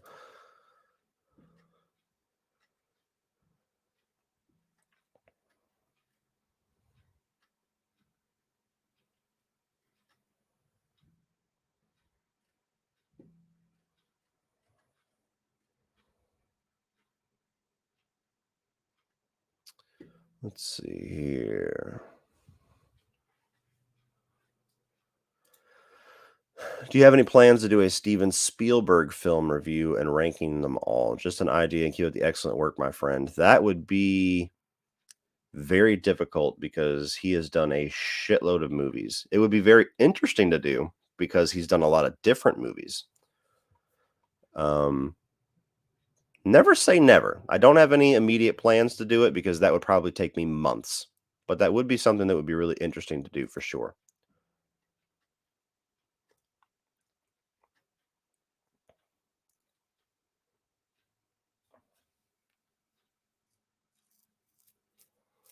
No, I don't have a letter. I mean, I do have a letterbox, but I'm not active on it. I only use it to make some lists sometimes while I do my rankings. But I don't really like it. I don't really like the app.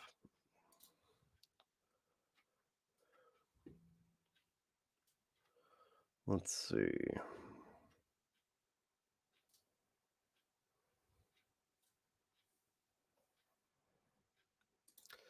Dark Knight Rises is all about Batman. I think you're misunderstanding what I'm saying. Batman becomes overshadowed by his villains in those movies. Batman Begins, he's never overshadowed by Ra's al Ghul. He's never overshadowed by Scarecrow. Um, the Batman, he's never overshadowed by the Riddler. He's never overshadowed by Falcone. He's absolutely overshadowed by Heath Ledger's Joker, and he is absolutely overshadowed by Bane.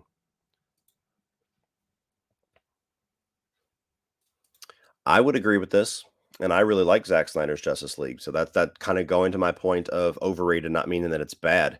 You have a collection of people that because the movie exists, because they finally got to see it, they've acted like it's the greatest thing ever made. My buddy Rudy's a little guilty of this if he's watching.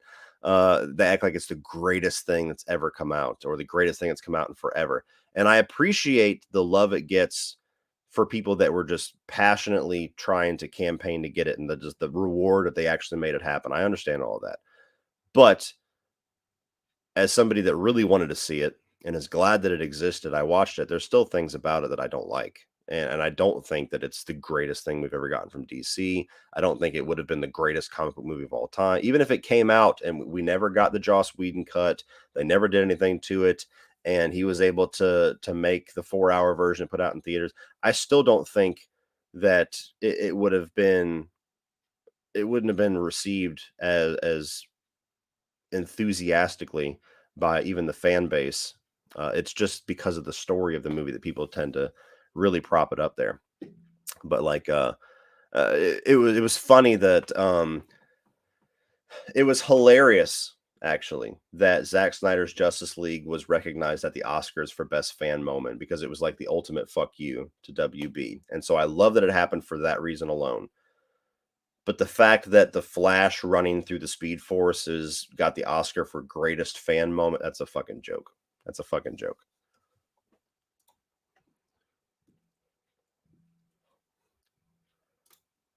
Do you think Friday the 13th, Nightmare on Elm Street are inevitable with the success of the new Scream and Halloween? If so, what would you hope each would do? If Friday the 13th wasn't tied up in courts, we would have had two of them by now. Nightmare on Elm Street, I don't know what the fuck they're doing. I don't, maybe there's some legal shit that I'm not aware of, but I have no idea why we don't have a new Nightmare on Elm Street film right now. Yes, it's time for both of them to come out. It's time, like literally, it's prime. What the fuck are you doing? Friday the 13th, you won't see it for years because of the legal shit. By the time they come around, we might even be out of this little slasher resurgence if they don't hurry up. But Nightmare on Elm Street, I don't know what they're doing.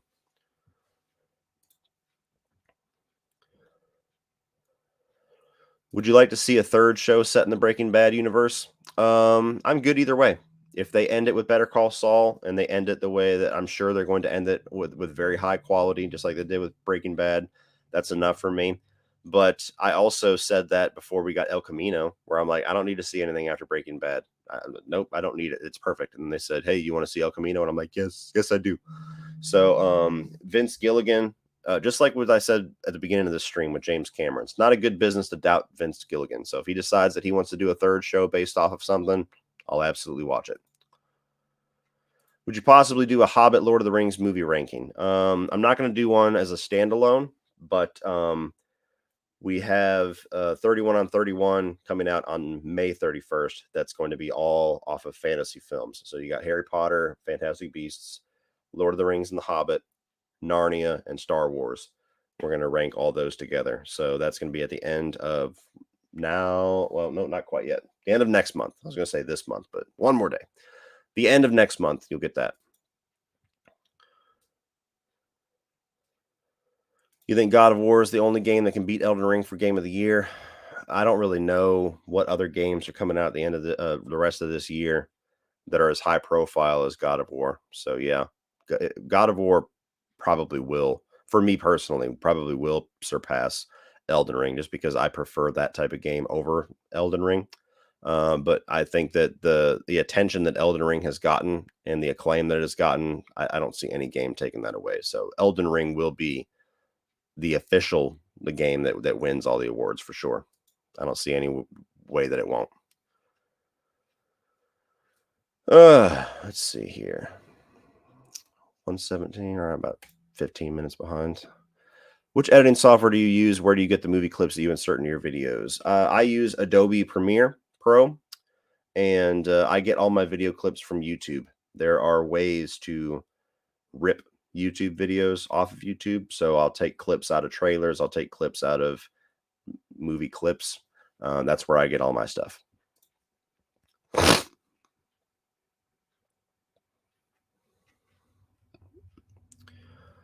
Do you know when Village will be getting any DLC? I'd be shocked if we don't get it this year. If they don't put it out any this year, they might as well not put any out.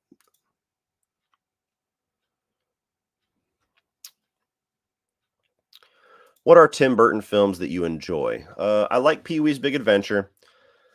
I like Beetlejuice.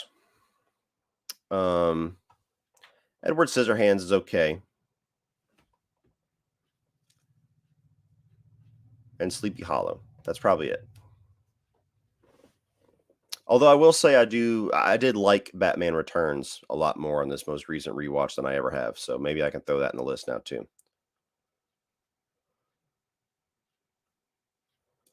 Can you briefly explain the whole situation with Friday the 13th and why they can't make more new media? Don't quote me on this because I'm probably going to fuck the details up. But you got Victor Miller, who is the guy who was the original screenwriter for Friday the 13th, the original movie.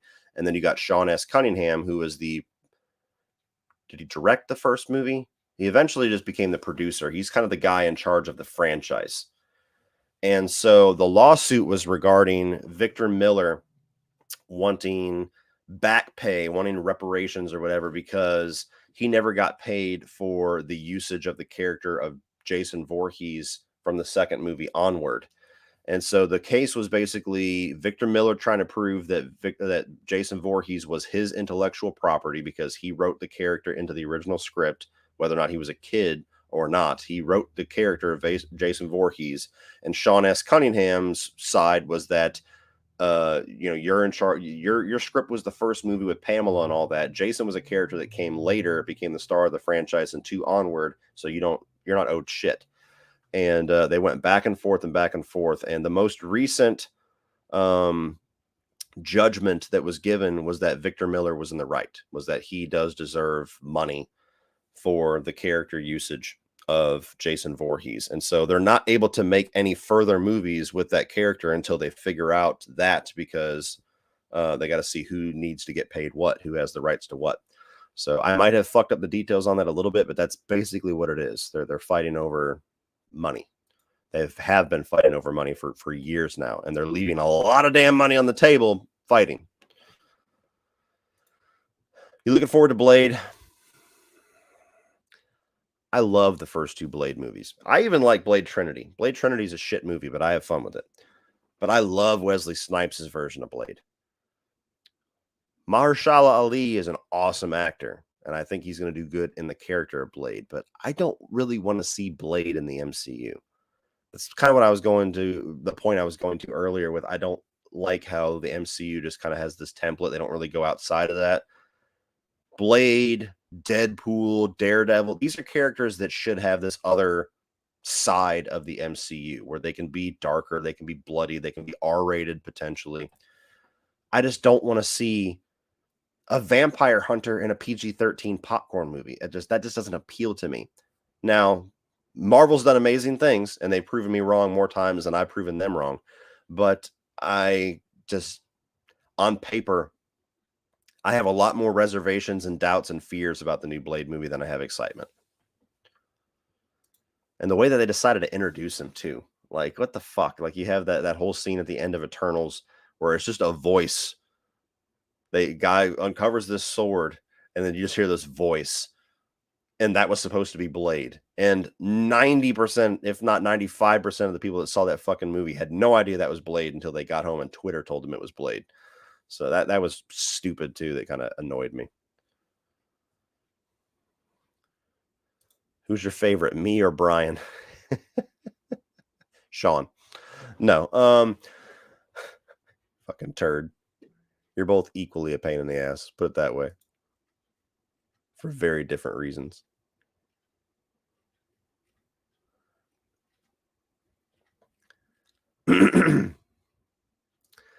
Since you like Dread, you should really check out The Raid. You'll love it, I'm sure. I've watched part of the movie. Unfortunately, the Blu-ray that I have is dubbed. Maybe there's a way to turn the dubbing off, but I would rather watch subtitles than dubbing. Dubbing drives me nuts, so I couldn't watch much of it.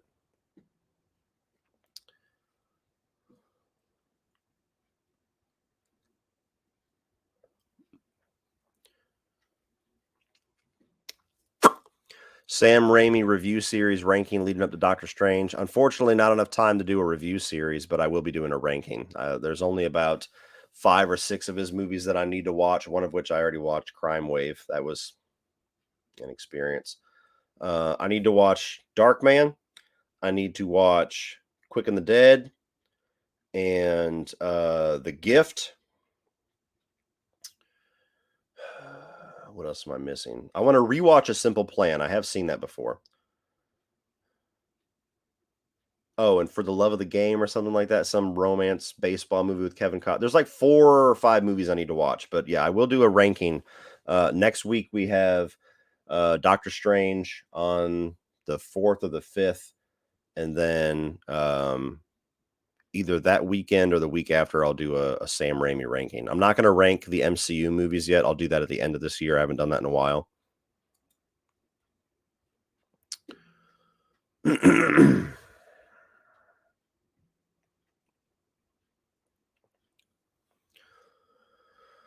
What would be your top 5 series to this day?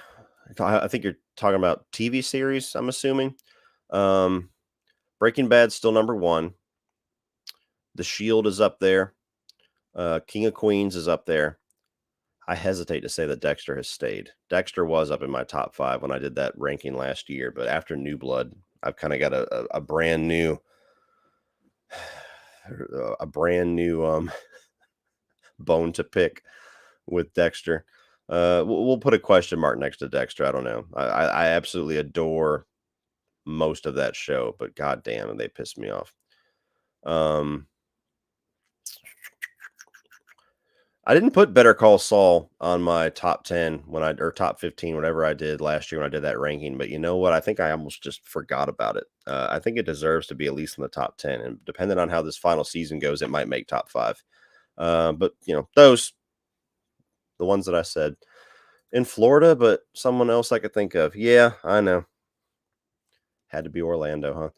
Have you caught the Maniac Cop series? They're a fun mix of slashers and 80s action movies. I haven't watched them yet. I had a Eobard Thawne, a friend of mine, sent them to me, the trilogy, last either this month or last month. So I will get to them, but I haven't watched them yet.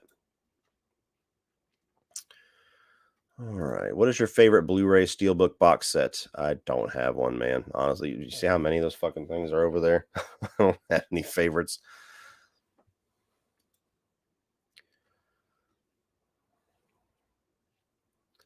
Let's see. 127. Okay, I don't know if I have super chats that I've missed, but I'm going to scroll to the more recent questions because I'm too far behind. Moon Knight is really bad. I watched 4 episodes. I disagree, but if you don't like it, you don't like it.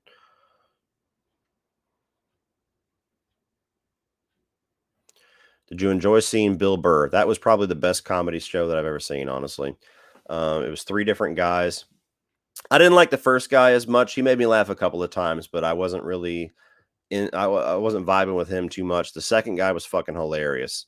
Paul Verzi, I want to say is his name. I could be fucking that up. But he was great. And then Bill just fucking killed it. Had a great set. And Bill's the best at like improvisational comedy, talking with the audience and kind of, coming up with shit off the cuff. And he just rolled with that through most of the show. Jokes about the South and everything like that. So yeah, it was awesome. All right. New Blood was a disaster. Absolutely. King of Queens. Yeah, that's my favorite sitcom by a landslide. I'm not really a big sitcom guy. They don't tend to make me laugh, but King of Queens, I will laugh my ass off. No matter how many times I've seen the episodes. That's our go-to when we're watching dinner or watching dinner. When we're cooking and eating dinner, I like to have King of Queens on in the background just because it's easy to just digest and listen to. I don't really have to pay attention to it. But you can ask my wife. Like, we have seen that entire show a number of times from start to finish, and it'll still get to certain episodes, and I'm like, "Oh, this is the one where this happens," and I'll laugh my ass off just the same as I did the first time. Dexter New Blood was fine until the last episode. I could agree with that. It was fine throughout most of it. There was some great moments. There was some questionable stuff. Overall, I was lukewarm on it throughout most of it, and then the last half of the last episode just fucking.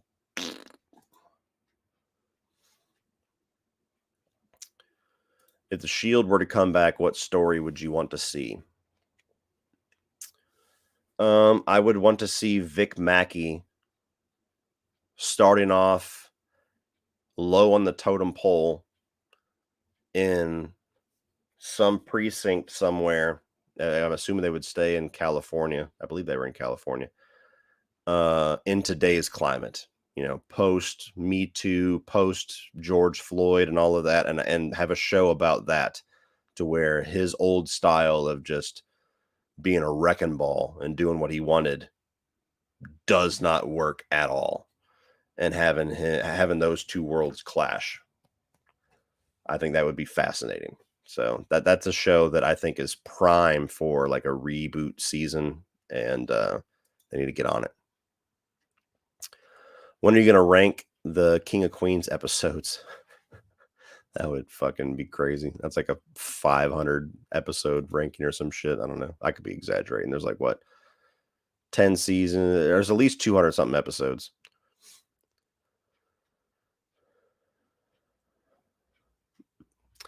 You think being part of that Michael Bay trend of making horrors with commercials, directors hurt Marcus Nispel? He should have done more work. I don't know. You see, I don't really understand people's issues with either of his movies. The Texas Chainsaw remake, I think, is fucking awesome, and I also really like the Friday the 13th remake. So, uh, he did do the Conan the Barbarian remake though, and I don't think people like that one very much. And then he just kind of pigeonholed himself. He's just this guy that makes remakes. So there's probably some multi layers to that, but I think the two movies that he's most well known for are really good, especially his first one. Who has better career moving forward, Will Smith or Johnny Depp? Um, I mean, I think Will Smith. I mean, I'm biased because I like Will Smith much more than I like Johnny Depp, and so part of me wants to say Will Smith just because anything that Will Smith does, for the most part, I'm interested in. Where Johnny Depp, not so much. Um, the difference here is that if what they're currently going through is going to affect their career at all, Johnny Depp is only going to be affected positively because he's now being, portrayed where he's the victim in all of this, to where he had all the false allegations a year or two ago. Will Smith slapped a guy on national television, and so there's no switching the victimization in that. He was the aggressor, and so his is going to be affected negatively. Who's going to have the better career moving forward just depends on what choices they make. Are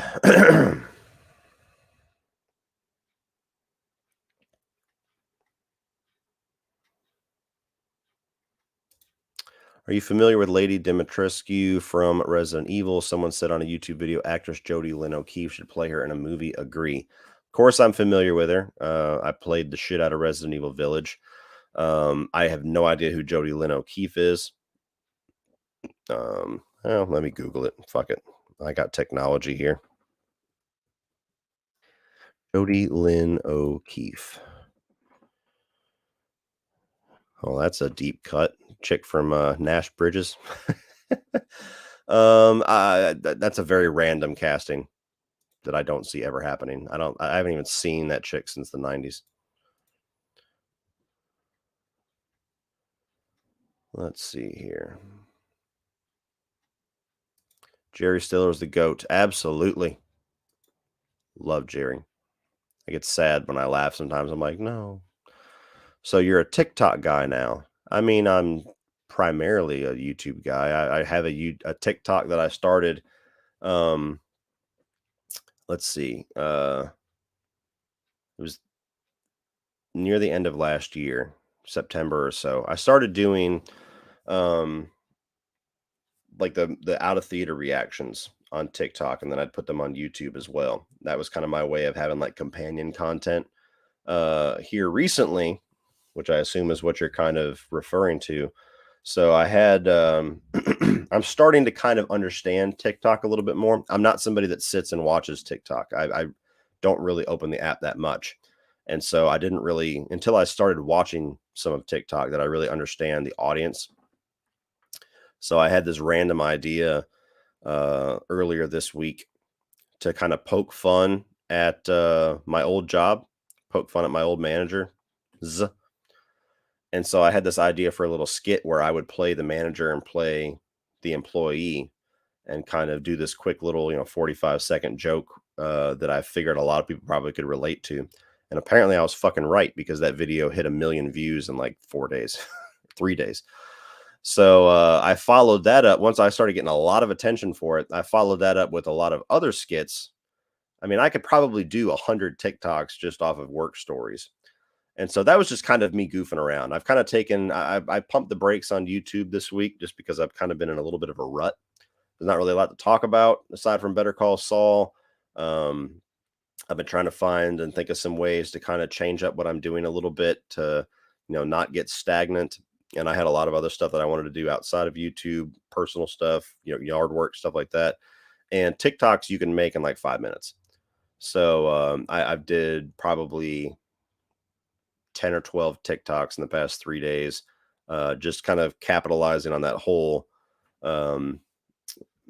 conversations with my boss idea that really took off. So in the past 3 days, I had the one video hit 1 million. I got another one that's around 500K. I got a lot of other ones that the other ones in that series that have gotten into the 10,000s, 20,000s. And I've gained almost 4,000 subscribers on TikTok, and you get monetization once you hit 10K. I'm sitting at like 6K right now. So it might be something that I do regularly as well. It's not going to take any attention away from YouTube or any time away from YouTube, because like I said, I can do a TikTok in 5 minutes. So it's just something else. And, it's just another side of me. It's the more comedic side of me. It's just doing little comedy skits and stuff. It's like taking the approach that I take in my my cold opens when I do these little comedy jokes or skits, and just having a channel just for that stuff. So, yeah, if you like TikTok, if you enjoy it, I'm over there doing some stuff now.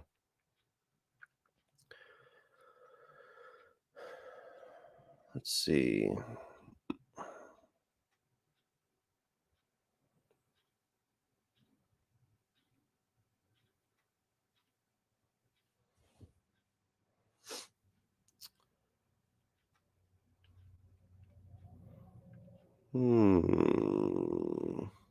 Seeing a lot of goofy questions.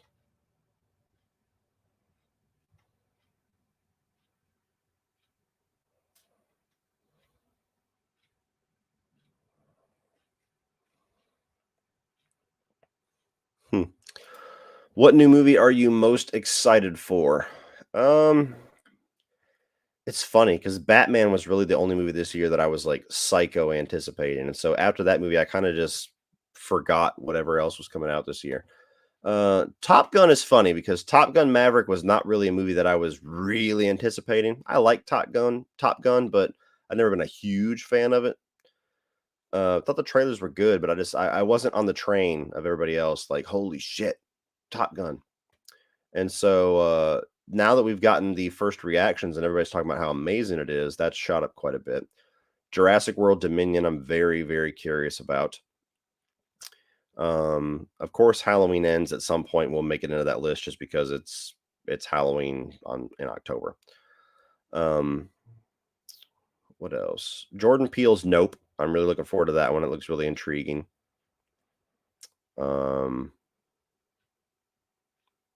And I'm very curious on Doctor Strange. I didn't really like the first Doctor Strange all that much, but I feel like there's going to be a lot of big surprises in this movie, so I'm very curious where it's going to go. There's probably more that I'm not thinking of, but that's the one right now where I'm like, oh yeah, those. Any wishes for Chucky season 2? I kind of want to see them bring back another old character like De Silva. Could make an interesting story. Oh, and Carnage Candy, of course. I don't know because I don't know the approach that they're taking. I have a feeling they're bringing back all the kids from season 1. I don't know how I feel about that because even though I like their characters, I don't really feel like they're characters that make sense to continue in the story. It almost feels like it would make more sense to start off in a new town with a new set of characters and kind of start from scratch again. Kind of almost like an anthology flavor while having the through line of Chucky and Tiffany and all that. But then again, I just don't know what they're doing. So any wishes for Chucky season 2? Um, I hope to see a lot more Andy and Kyle throughout the season. I didn't quite get enough of them last year. I was fine with them taking a back seat for a while, but especially by the finale, I was like, man, I wanted more. I don't know what they're going to be doing with Tiffany and Nika as well. I was also on the fence of what they did to Nika. It was brutal and it was shocking, but I'm like, well, now what? So I really don't know. I don't have any wishes necessarily. I just hope that it's good. Other than that, I hope they surprise me with some of the directions that they take, which I'm sure they will, because I was pleasantly surprised with season 1. What do you, a beginner like me, should use as editing software? Do I need like lights and a great camera to making let's plays? How do you even record games and edit your face along together? Well, if you're just talking about doing gaming videos, there's multiple ways that you can do it. If you have a PlayStation 5 and Xbox might have done an update for this. If not, um they will have one eventually. But PS5 has a broadcast feature built into it to where you attach it to a YouTube channel or a Twitch channel and you can just press a button and stream right from your PS5. Xbox has the Twitch app that you can open within Xbox and then stream that way, very similar, but it's not nearly as good as PS5 in my experience.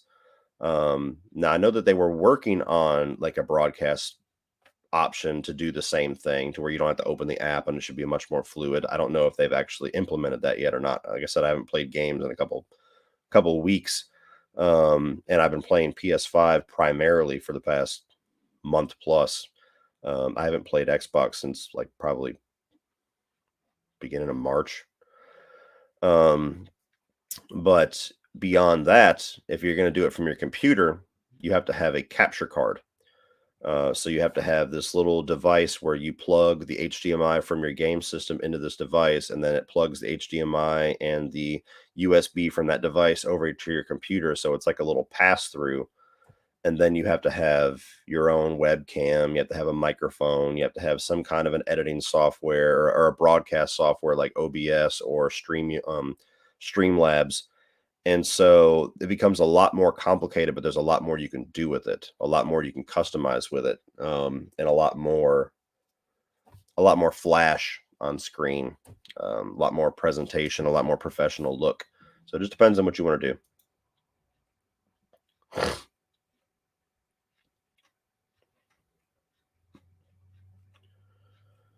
All right. I'm going to cut this off at 2 hours, guys, just so you know. It's about 12 more minutes. You're a big Resident Evil fan. Thoughts on the Evil Within series? I particularly like 2. I thought they were both okay. They were both really overhyped for me.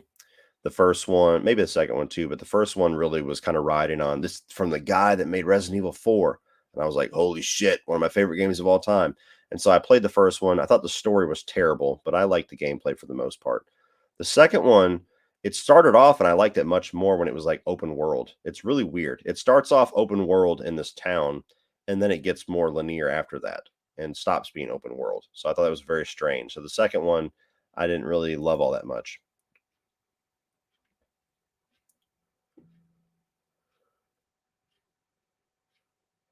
Let me see here.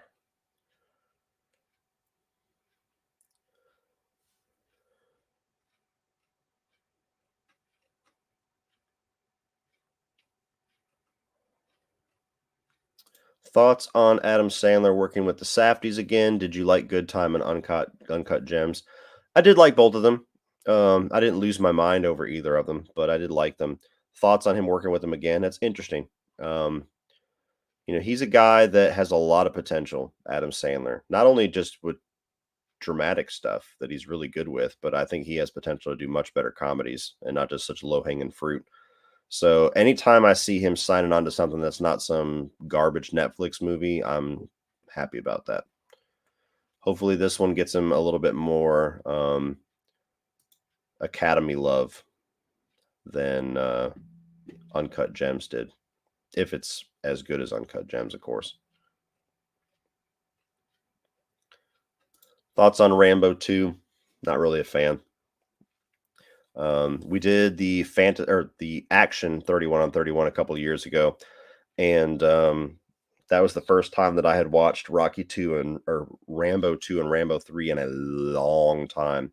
But I've never really liked either of the middle Rambo movies.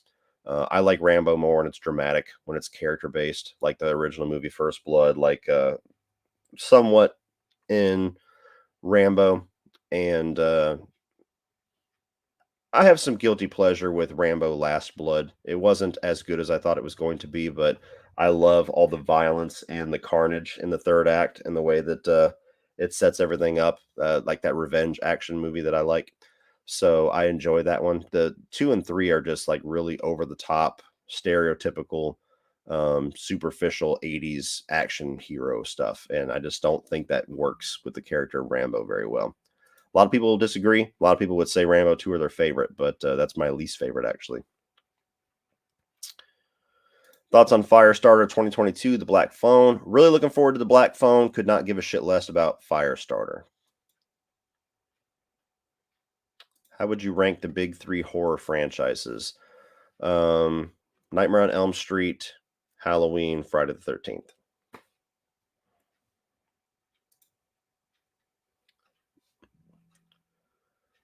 We got $1. Thank you. Did I miss? Where is this one? Oh, that's Chucky. Never mind. Sorry. I had a super chat thing. It's just sitting there.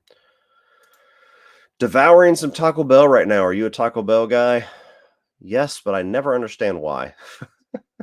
I love Taco Bell. That's one of my favorite fast food places, but I don't know why. Because every single time that I eat it, I feel like I regret it immediately. Not just because I have to shit, but just like I feel I'm eating it and I'm like, why am I eating this?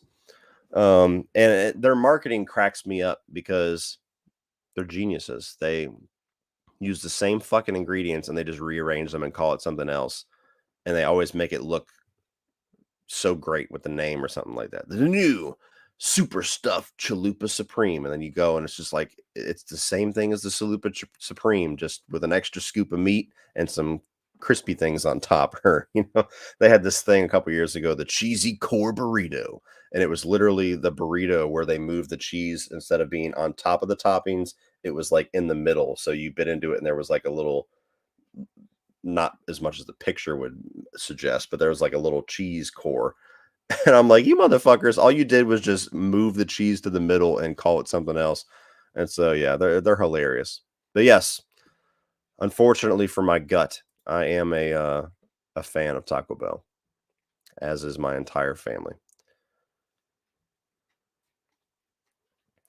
Are you okay with video chatting on Facebook every now and again? Honestly, no. It's nothing against you personally, but I've had people try to do video calls randomly on Facebook and stuff like that. Like, number one, if I don't know you, it's no disrespect to anybody, but I really don't want to have video calls and video chats with people that I don't know. It's just it's a strange thing for me.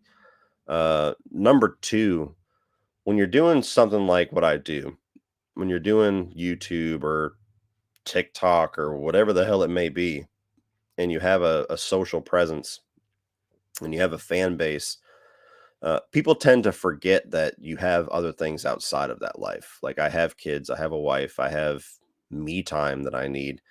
And so I really, really value my time away from all of this, away from interacting, away from comment sections, away from tweeting and retweeting and replying and Facebook comments and stuff.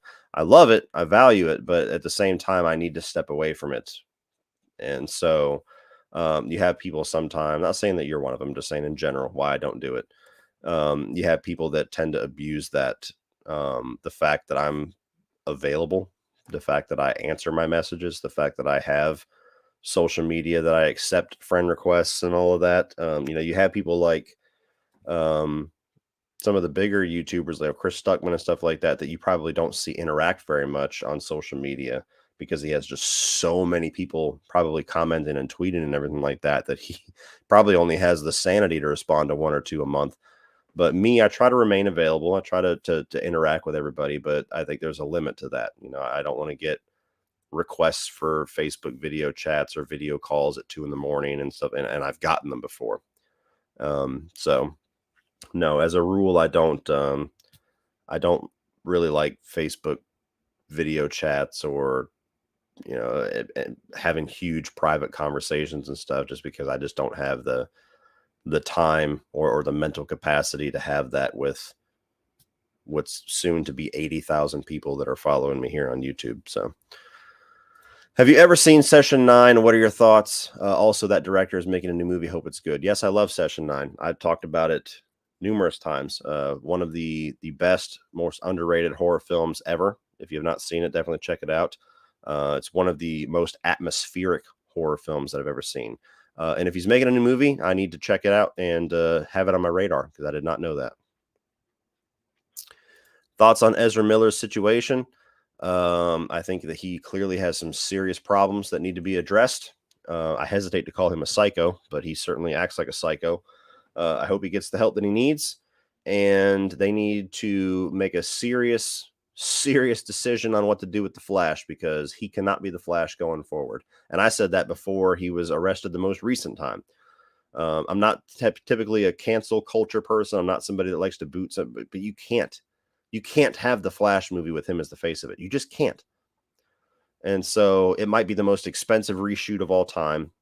Before I would have said it'll be enough just to let the movie come out and have a post-credit scene or something to where he goes into the Speed Force and comes out as somebody else, a new actor, and that will be enough. But at this point, you can't market the movie with his face. You can't do press with the movie. Give me 1 second, guys.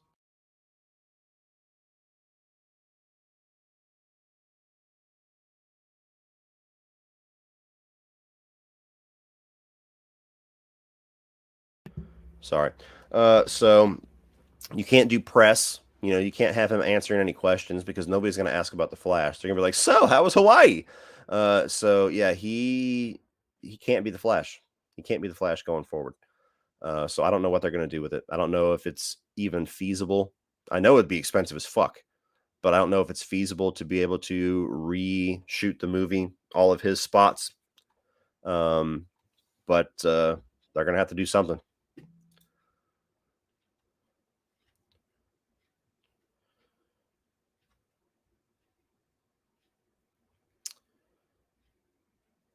Hey, another ringing endorsement for Rudderless. Awesome. Glad you liked it.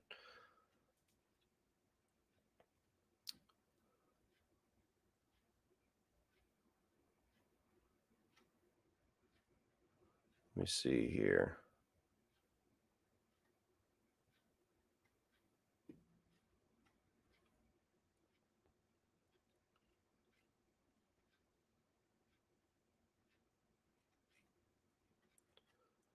Oh, we got this. Thoughts on Rocky 4 Director's Cut and Fear 1996. Well, that's a random little mashup there. I really liked the Director's Cut. I went and saw it with my best friend. He's a big Rocky fan too. That was a good night. We went and had dinner and went and saw the movie in Bluffton, South Carolina, and there was a whole Q&A and everything with our interview with Stallone before the movie started. It was kind of like a fight event. It was cool. So I loved the experience of seeing it. When it comes out on Blu-ray, I'll absolutely buy it, assuming that they do a physical release of it. I would need to watch the two back to back. I think that would be a really interesting video to talk about the differences because it's a totally different movie. I can't say that I prefer it to the theatrical cut because for as goofy and as 80s as the theatrical cut is, I love the theatrical cut of Rocky 4. Guilty pleasure, whatever you want to call it. I love it. And so I think on paper, I I like the direction of director's cut and the tone of it more, but the movie was never shot to be that movie. So it still feels kind of artificially made to be that to a certain extent. You know what I mean? It's not if you could get in a time machine and go back and have Stallone direct the movie from scratch the way that he wanted to do it with this director's cut, I think we'd have a totally different conversation. But it's a really cool, interesting thing to have for Rocky fans. And I could understand you're going to get a lot of people that are going to adore the director's cut and say that it immediately buries the theatrical cut. You're going to get a lot of people that love the theatrical cut, have nostalgia for it, they grew up for it. They're going to say, I like that we have this, but I'll always prefer the one that I know and love. And I'm probably more in that camp. But yeah, I really liked it. Fear 1996, very good erotic thriller, whatever you want to call it. It's a damn good movie. Let's see here.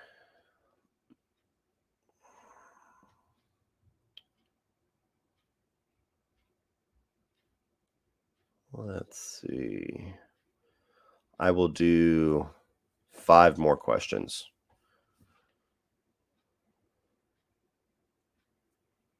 It's a shame because Ezra was awesome in Snyder's Justice League. See, I mean, he was good. I've never loved him as the Flash, so it's not really a big loss for me. I love him in Perks of Being a Wallflower. That's my favorite, like Ezra Miller. I've never loved his version of the Flash. Anyway, there's one. I do plan on doing a Hannibal review series and a ranking at some point. I don't know when. Maybe this year, maybe not. But yes, I do plan to. Let's see. Will you ever do a Dead Silence review? I'm sure I'll get to it at some point, yeah.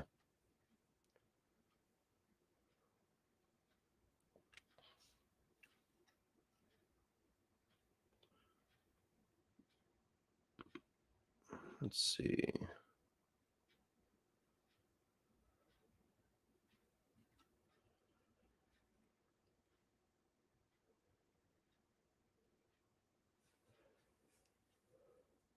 What do you think of the Upgrade sequel being turned into a TV show? What do you want to see in the series? I'm not even familiar with the fact that they're doing that.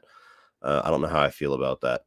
Depends on what network it's on, I guess. It's a rated R movie, so I don't like when they bring rated R stuff into data or into television that's not rated R. But I don't know. Is it following the same character? Is it? I have no knowledge of it whatsoever. What was that? 3? So 2 more.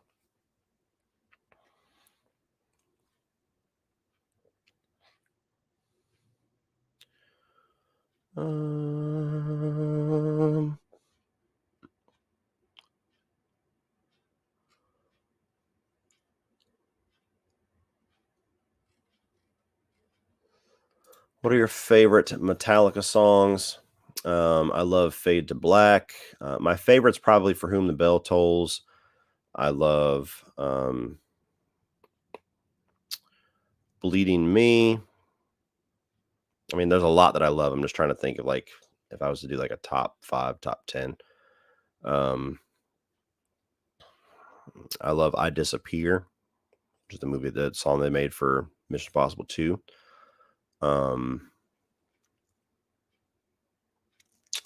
I mean, all the obvious answers, of course, like Master Puppets is awesome. You have One, a lot of their big hits. There's a lot. As much as I love the Black Album, and that would either be my number 1 or my number 2 if I was to rank their albums, I'm kind of sick of that album because it's the only album that ever gets radio play. King Nothing's a great one too. Corey's got that one. So any of those. I mean, there's more, but just off the top of my head. All right, one more.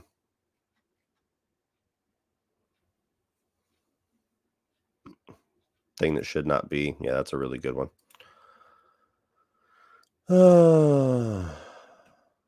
Trying to find a nice juicy one to end on.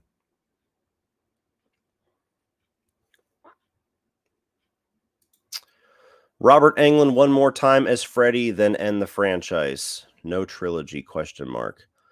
I've talked about this before, but this is my thoughts on if they're going to do another Nightmare. They don't need Robert Englund. It's no disrespect to Robert Englund, because I love Robert Englund.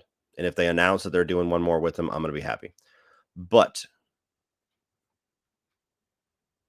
Robert Englund's, I mean, he's old.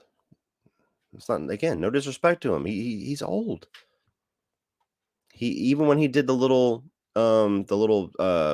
cameo or whatever as Freddy for that fucking sitcom, 4 or 5 years ago, like he looks like a really old Freddy. He's given his time as Freddy. He gave us multiple movies as Freddy. I think it's foolish to think, look at him, he's too old. I think it's foolish to think that there's nobody else that could bring that character to life.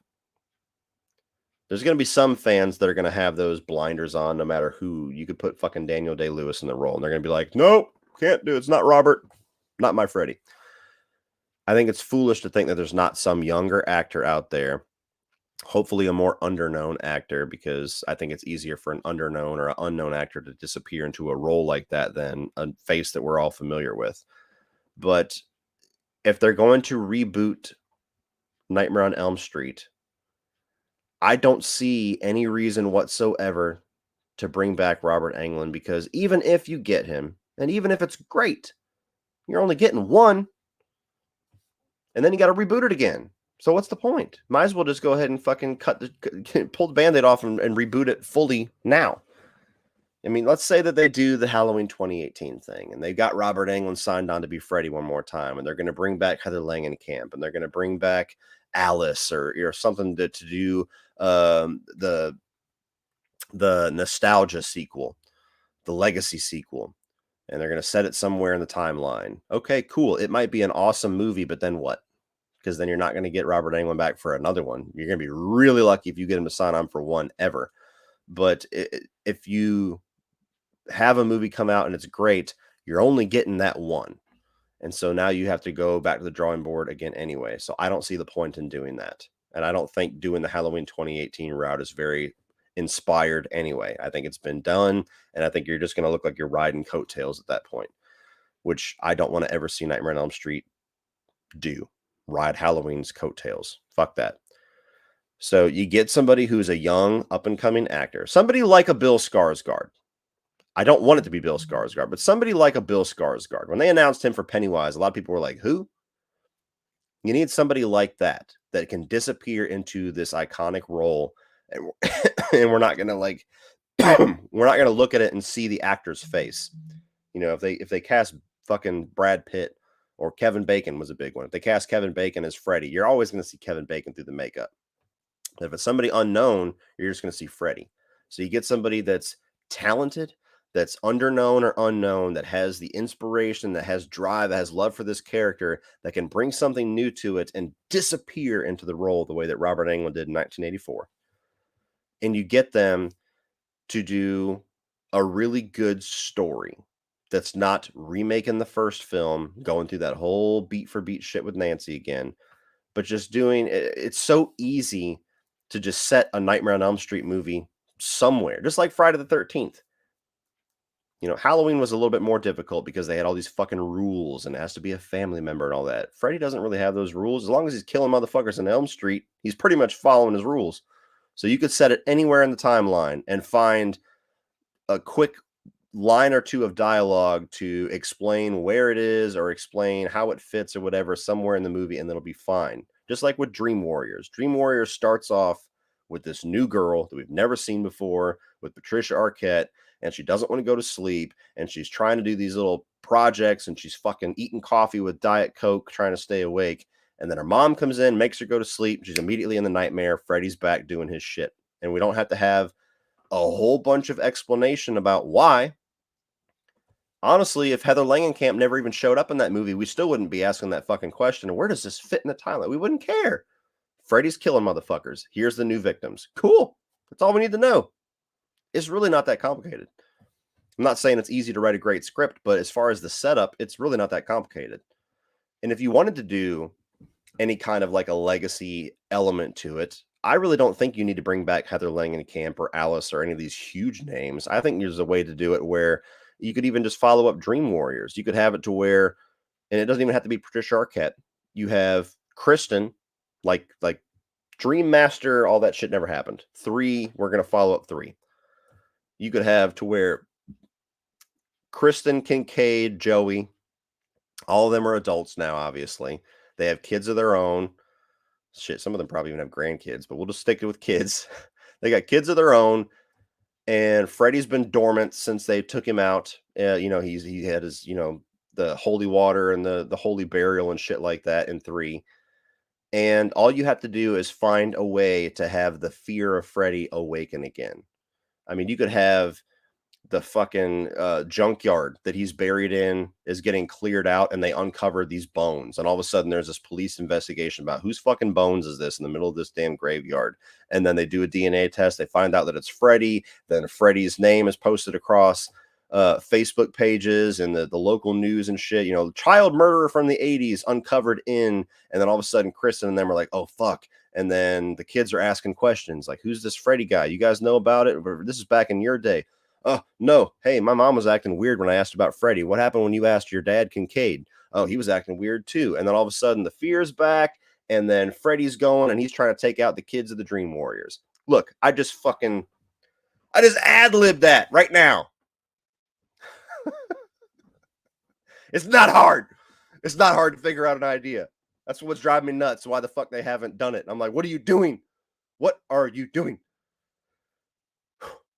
Anyway. That's going to be it for me, guys. Great concept. See, there you go. All right, guys, I appreciate all the questions. I appreciate all of the super chats, especially. And somebody's at my door too, so it's a good time to sign off. But I have a super chat. Fuck. Okay. Let me do it really quickly. Dale coming in at the last minute. What's up, man? Hope you're doing okay. Thanks for helping me get through the workday. Hey, no problem, man. Hope you're doing well as well. So, yeah, I will see you guys here very soon. Next week, we're of course talking about Doctor Strange and Better Call Saul on Monday and Tuesday. Going to be doing some other stuff, but May should have a lot more things to talk about, hopefully, than we did in April. April was kind of a slow month, but thank you guys so much. I will see you next time.